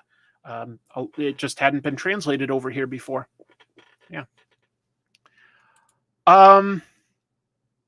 Yeah, they are pretty weird. Let's see. He might have a town like that. I'm trying to remember. I haven't read all of Mizuki's autobiographical stuff. Was he taken as a POW by the Soviets? I know he lost an arm in the war. He might have been. I think he was a prisoner of war for a long time, and that's when he lost his arm, like in really cold weather or something. I wish I don't remember it all. I don't remember it right now. Darn. Yeah, I chose one of the more ridiculous images. But if you haven't been exposed, Kitaro is a really fun comic, and his Showa books about the history of Japan in his youth are also really, really interesting. Really, really interesting. Finally, for news, Marvel has announced their plans for Hispanic and Latin Heritage Month, which basically just involves some variant covers with their Hispanic and Latin characters, as well as using Hispanic and Latin artists. So the variant covers are going to come out this October. They're going to feature characters like Firebird, Shark Girl, the Victor Alvarez Power Man, and Eva Quintero. She came out of Strange Academy. Variant covers are all four are by Hernanda Souza, very talented artist. And then I think a lot of the interior stories are also hiring various Hispanic and Latin creators. So good for them. Those are all some cool characters. Shark Girl is in the X-Men title. Eva Quintero, Doctor Strange, Power Man. I don't know what comic that one's being printed on, to be honest. Is there a Luke Cage book out right now? I don't know.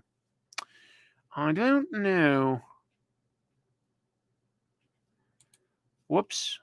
Let me see.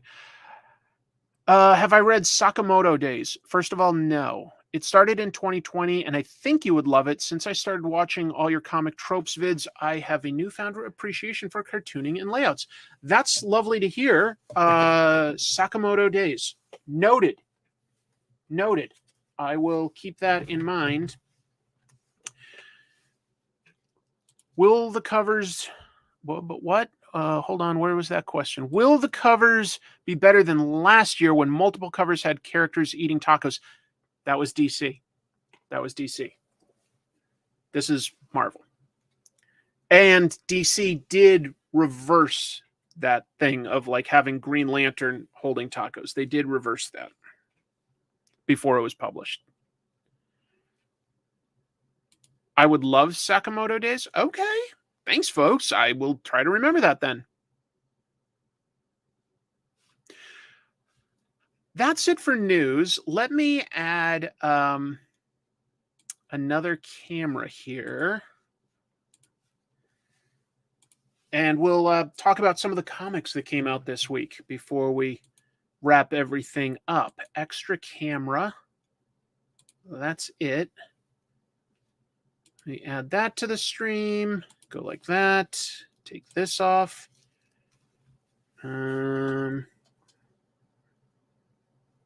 Okay. And I'm going to go through this fairly quickly. But I did finally pick up Kaiju number 8, which a lot of people have recommended for a while. And I was like, well, I'll probably like this since I like Kaiju. But I didn't really know what the tone was. It's kind of funny. Not always funny, but it's kind of funny. In the modern day Japan happens to deal with an ongoing kaiju problem. So they have like a defense force, but they also have a cleanup crew. And Kafka Hibino, age 32, is a guy who had tried to get into the Japan Defense Force and somehow failed. Now he's part of the cleanup crew, and he is an expert there. But he ends up getting bit by something, which allows him to turn into a kaiju. But he retains his... He's incredibly powerful, but he terrifies everybody when they see him, and he retains his mind. And the only person that knows it's still him is this young guy who comes to sort of basically be an intern for the summer before he becomes somebody that's going to join the Japanese Defense Force. There's some romance. There's definitely some action. And I thought it was really, really funny how scared everybody is of him when he's not trying to necessarily be scary. So it gives him another chance to potentially be a hero. It's good. Kaiju number 8.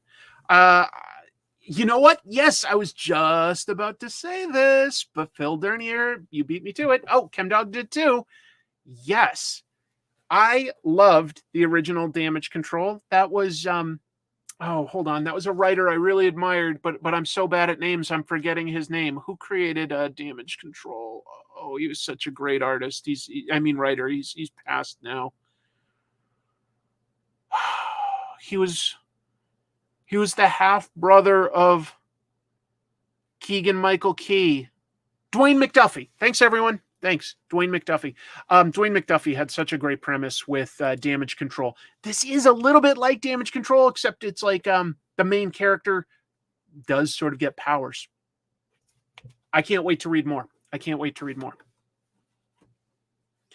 So, Fire and Ice. We had an interview at the beginning with Sara Frazetta, and that was fun. This is published through Dynamite. There's obviously, Dynamite does this a lot, and it sure benefited me from my Vampirella cover. They have variant covers. I got the one by Bill Sienkiewicz. It might have been nice to get the one with the Frank Frazetta movie poster cover, but I also really love Bill Sienkiewicz, so this is cool. This is a prequel. Written by Bill Willingham, definitely a writer I admire and who has plenty of experience with fantasy. Leonardo Manco, I haven't seen tons of his artwork, but if this is an indication, he's definitely one of the better artists that works on any of the Dynamite titles. He's really good. it gives us some backstory for the main characters in the Fire and Ice movie. Dare I say it, I think that this is paced better and gives the characters a little more depth. It is an interesting and cool looking movie, but it's also a little disjointed. If you've seen it, like the what's the name of the lady in it? There's a princess, Tigra. I'm so bad at names, and she gets like sort of recaptured like 3 times in the movie. It's a lot. This gives us a little bit more backstory on like the evil queen and her sons, plural. We really only knew her her one son in the movie. So it gives us some depth to these characters and explores the world a little bit more. There's an evil witch queen sort of that like controls the ice realms to the north. And then there's like a kingdom, a fire kingdom down to the south. And the people in the middle are just sort of, just going to get wrecked if they all go to war. There's some similarities, honestly, to the Song of Fire and Ice books by George R.R. Martin. And I don't know if that movie influenced him or not. It is a little interesting that both have fire and ice in the title, and that both deal with like, ice up to the north, which, I guess if you look at any map that makes sense. And then, but like the hotter climates to the south, like Dorne in the Game of Thrones books and stuff. But like the whole thing about like, going to war and all the sort of commoners, the villagers, like, being trapped in like a ruined wasteland in the middle. It's an interesting thematic idea. But anyway, it looks good. Look at that art. I think that, if you're in a book that's based on the artwork of Frank Frazetta, there's a certain style to that, right? Lots of gorgeous, busty women, lots of dark shadows on the underside of like, vegetation and rainforest type of environments and stuff like that, barbarians. But you also have to have a level of detail and realism to the environments and the animals. Like Frank Frazetta was always painting, like tigers and horses and stuff like that. So, that's a lot to match up to. I'm interested to see where this goes. I am. It's just sort of basically giving us the main characters in this issue. As to what the story will truly be, I don't know, because how do you sort of tell that story with these characters that all met in the movie without them necessarily meeting? I don't know. So, as far as adaptations of Frank Frazetta material go, this is among the strongest. It really is. I read the stuff like Death Dealer that was published through Opus, and I didn't love it. It was okay. It was good. This is really interesting. It's a more dynamic world. I think that the artwork in it is better and is a little bit reminiscent of some of the stuff that Frank Frazetta would do. It's not a copy or anything. It definitely isn't a copy. But I think it suits the world that's been created. If you've seen the movie, you might enjoy this a little bit more, but you definitely don't have to have seen the movie. Definitely don't. Like, this is its own thing. Give it a shot. What else should I talk about in more detail this week? Oh, I want to talk about this. The Sacrificers #1 came out from writer Rick Remender, artist Max Fiumara, with Dave McCaig on what? Inks? How do I describe this? This is a world of high fantasy, as we can sort of see by these bird people, right? But the eldest son isn't at the dinner table, and the father is acting distant. In fact, literally beats the kid with a belt. kind of weird. And I'm going like, where's this going? This is so sad. And I don't understand these people and everything. Well, we also have like, then it shifts to completely different people. This 18-year-old princess with fire hair. And now we're going from like, just like farmers to royalty. Well, that's interesting. It seems like her father controls maybe the son or something. He has a big responsibility. I'm not sure where that's going yet. Interesting character, but I don't know where that's going. And we come back to this the next day, this family. And basically, this demonic looking soldier has all sorts of different types of people enslaved. And they say that it's time. And they take away the oldest son. And that's his job. I guess in this world, for this sort of perfect peace and harmony and everything, what they have to do is every family has to sacrifice their firstborn. That's just part of what's accepted in society. But I don't think this guy's going to accept that.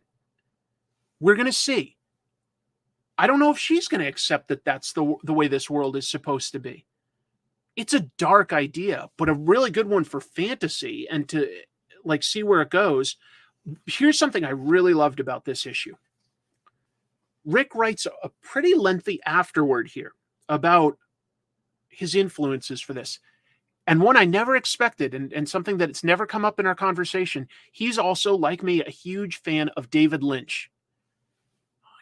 Mulholland Drive and Twin Peaks and Blue Velvet. Interesting, surreal stuff. And it'll be interesting to see how those influences play in here. He also talks about how amazing it is, Rick does, that, think about this. Like, if you're reading this, it's because he published it in this. A floppy comic book, which is basically the same as what's been coming out since the 1930s. And he's got a really interesting point there. Not many mediums stay so similar for so long. TV, from like when it was created with black and white and everything was done live to like the fully edited productions they do now is very different. Radio is not the same. Movies are not the same. Comics are very similar in terms of like what they are. And he talks about how powerful that is, that like this medium is still being produced this way and that it's still connecting with people. I find that interesting. Oh, that's such an interesting observation here, Caveman. He says he's a pigeon, it looks like, and pigeons have excellent homing skills. I didn't pick up on that, but that's such an interesting observation. Good job. I bet that's important. I bet that's intentional. Yes, Wally, there's absolutely other examples. You're right. Novels are also fundamentally unchanged. We still read novels the same way we have for hundreds of years.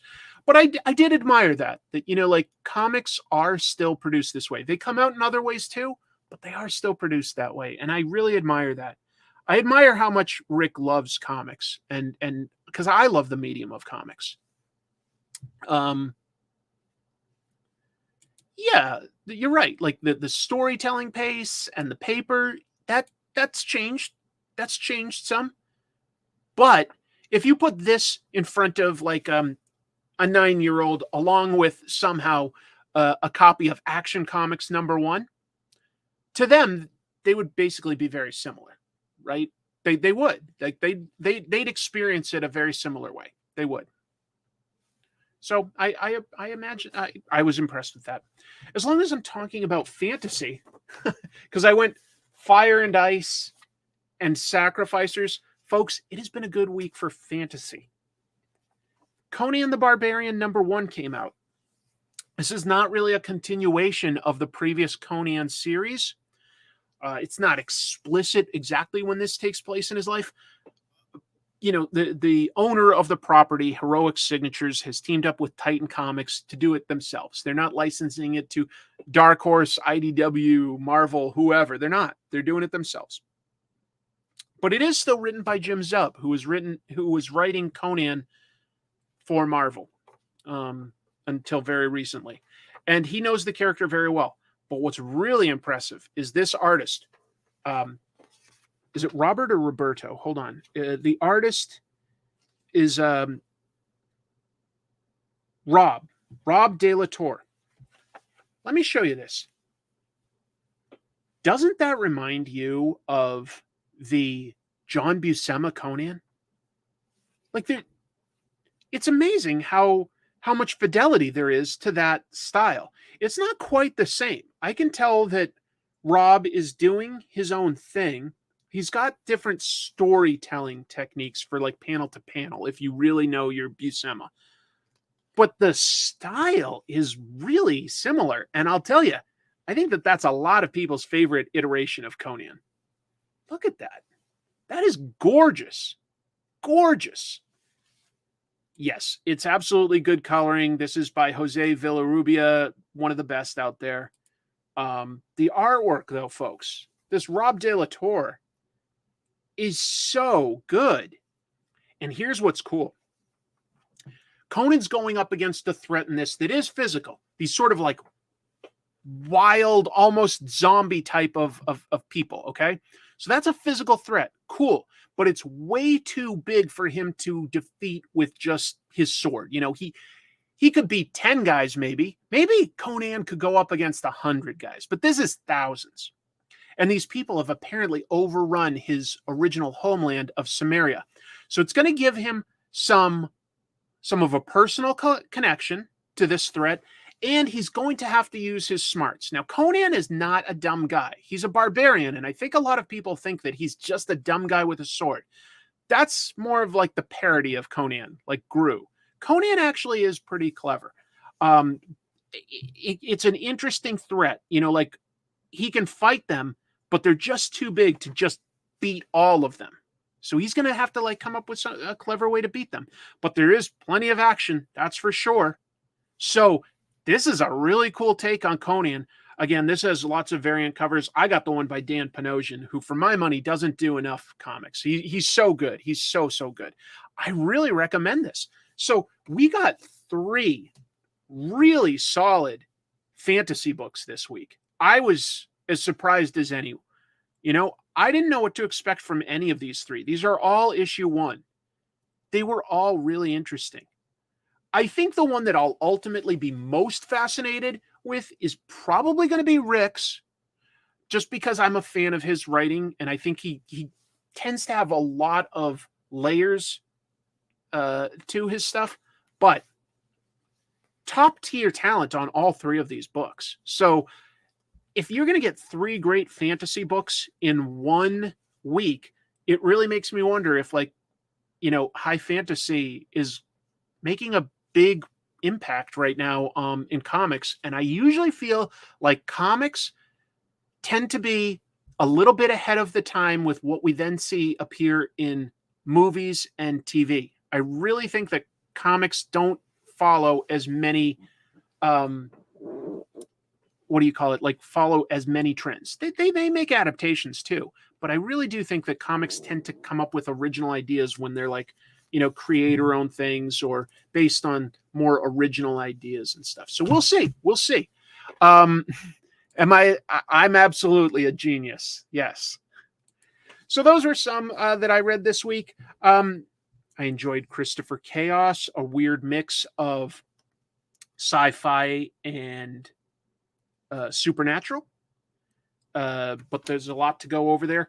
The thing I like most about this, a lot of people love, you know, Tynion and Brombaugh as writers. Totally understand that. For me, this is all about Isaac Goodhart's rock solid artwork. Really, really good character work, really good environments, easy to read.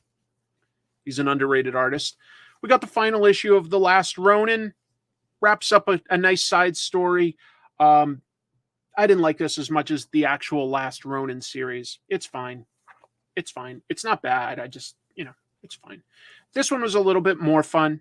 Final issue of the crossover of Ninja Turtles and Usagi by Stan Sakai. He always does a great job.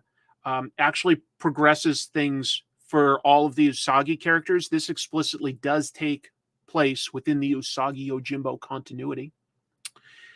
Some of the main characters in this book are killed off. I found that interesting. I have some thoughts on this one. I'm going to save that for a moment. This is another standalone issue of Fantastic Four. Ryan North is writing some great sci-fi premises. Look at this cover by Alex Ross, where we've got the idea of all of the Fantastic Four, but like in, a horror version, right? Everybody looks like a monster. There's a ship, like a spaceship, I should say, going through a total blackness. And one person out of like this entire society that's on this massive ship is awake at a time to pilot the ship for a while and then go back into a hypersleep.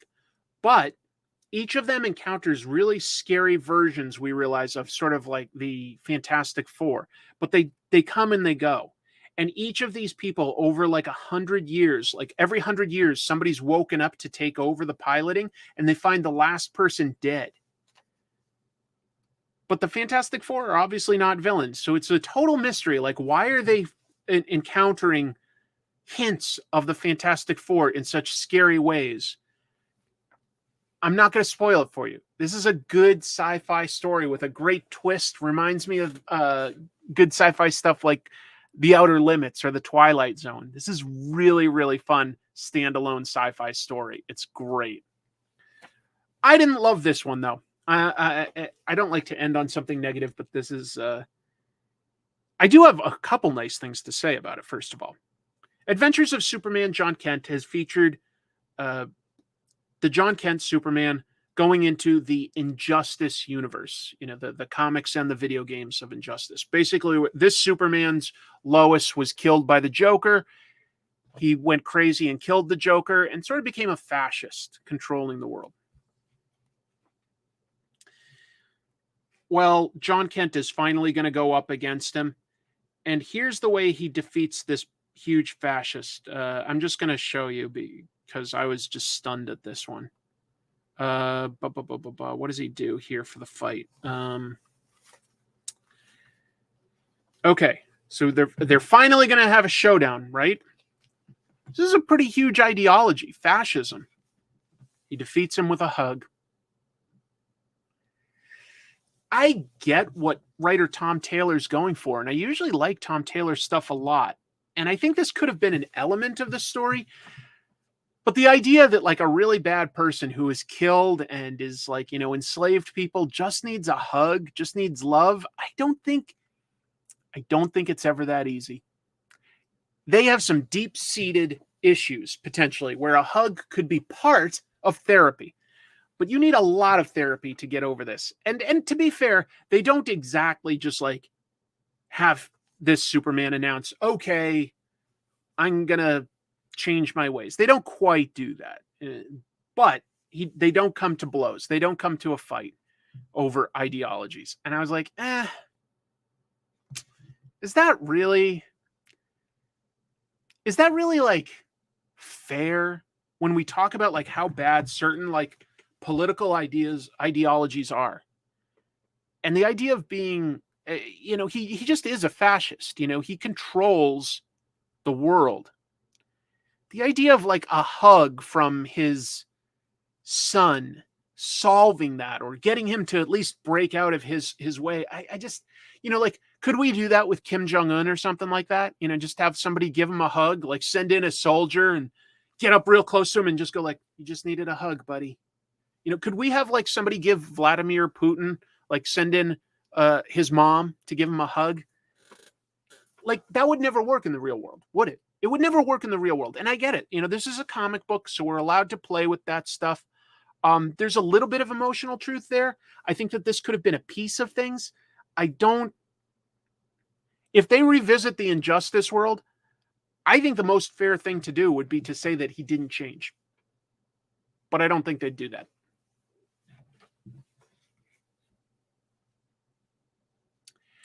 I know what you mean with the Skywalkers, except Darth Vader was really the enforcer, not the Emperor, right? Like, I don't think it would have been fair to defeat the Emperor with a hug.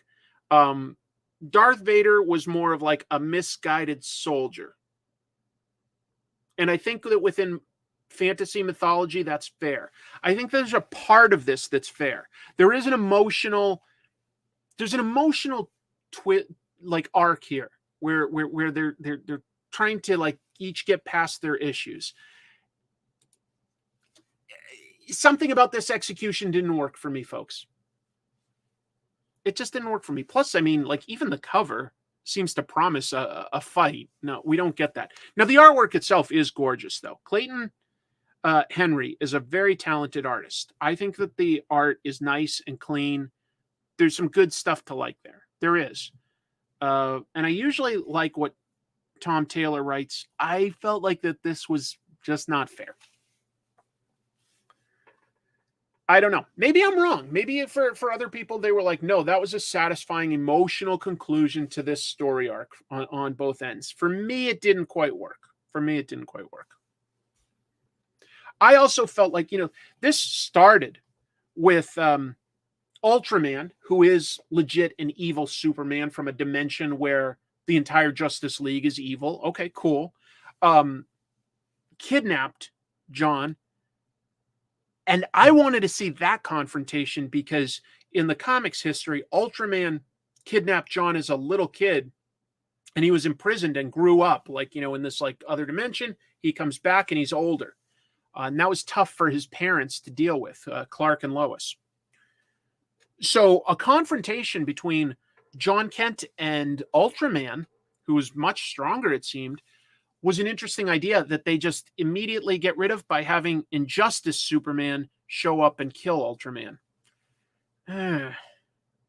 I appreciated the twist, but I felt like it shortchanged the story potential there, that there was more history between Ultraman and John Kent to potentially build on, that you sort of threw that away, that opportunity.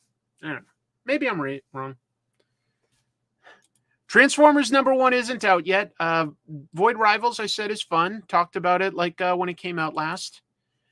Yep, I've been keeping up with the ongoing Miracle Man. I think it's strong. I do. Let me see if I can show you something, though. Is there too much light here?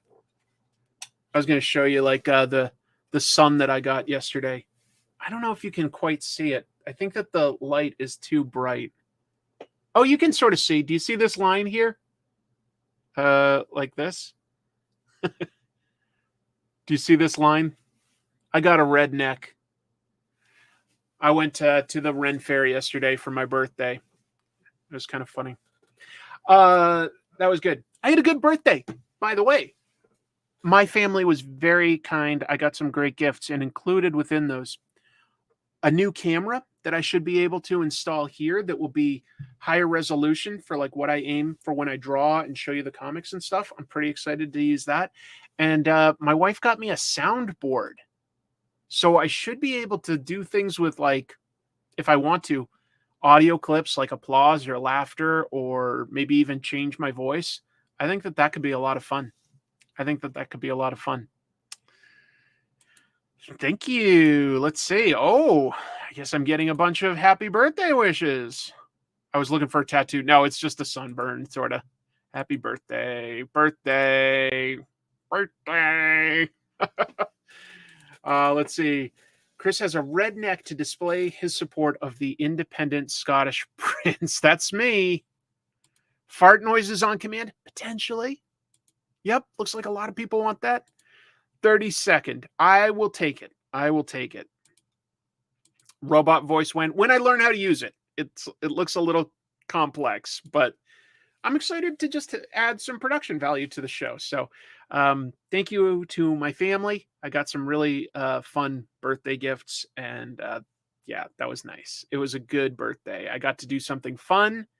I got to spend time with some family. I got some great gifts. It was a nice day. With that said, I think I'm going to go spend some time with my family to have some dinner, and then I'm going to get back to editing Comic Tropes. I really want to get this Ninja Turtles episode to you guys. I think I might be able to finish it by tomorrow evening and have it up Wednesday morning. I can't promise that, but I'm going to try. Thank you all for joining me. Thank you to my guest, Sara Frazetta, for being here. Thank you to Nick Barucci at Dynamite for setting that up. And thank you to all of you for watching. Just thought of one last thing. I gotta mention this. Patreon. Patreon is how I make not all of my money. You know, I still have a part-time job and I still get some YouTube revenue, but Patreon is how I make, I don't know, at least half of my income. It's how I pay my bills. Thanks to the support of people that have decided they like my shows, which I'm super grateful for. And there's always turnover there, and I'm fine with that. But Patreon messed up this week, or this month, I should say. They moved their business from California to Ireland, so they didn't alert anybody, including credit card companies. So when the monthly bill cycle came due on Patreon, what did that mean? It meant a lot of credit card companies weren't expecting it and they rejected the payment, which basically sort of cancels your membership to supporting a Patreon creator unless you manually go in and either update another payment form or tell your credit card company or bank, yes, I authorize, this is not a fake payment. What did that do? 10% of my patrons disappeared. It's not enough to mean that I can't pay my bills, so that's fine. But it wasn't expected. 10% is not nothing, so it'll be a little lean while I build that back up. Just to be clear, if you're in a position literally I've got tiers for $1 just to say, hey, I like what you do. It's not like I even, to be honest, offer that much on Patreon. But if you appreciate either comic tropes or pros and cons, anything like that, I'd appreciate your consideration. I'll just say that. I always try not to be like an e-beggar, but I'm trying to make this sort of my job. And if you're in a position to help out by pledging even $1, the description has a link to the Patreon. It is working now. Maybe you'll at least consider it. If not, honestly, things like hitting like, subscribe, or leaving a comment on any of these videos helps boost things in the algorithm, or watching to the end. These are all things that help the algorithm, which shares it to new people, and maybe a small percentage of those are able to support things. I get about 1% of my subscribers donate a little something, and that's nice. Maybe a little less than 1%, but so I appreciate it though. I just want you to know. But if you're not in a position, that's fine. I hope you'll still watch the show. I don't expect people to pay for it, but if you're in a position to donate a small amount, maybe you'll consider it for me. Maybe you'll consider it for some other creators. I donate a small amount to several creators because I want to see that content. Anyway, I just thought I'd explain something that just happened within the last week or so. Very frustrating for those of us that use Patreon, which is a lot of people. Hopefully someday something better comes along. Until then, thank you so much for watching this show. I had a blast. I sincerely had a blast. Thank you all. And I will be back next week. And hopefully my Comic Tropes episode will be up before then. It will be. Until then, keep reading comics. And tell you what, you get the double salute. Thanks, everybody. Talk to you soon.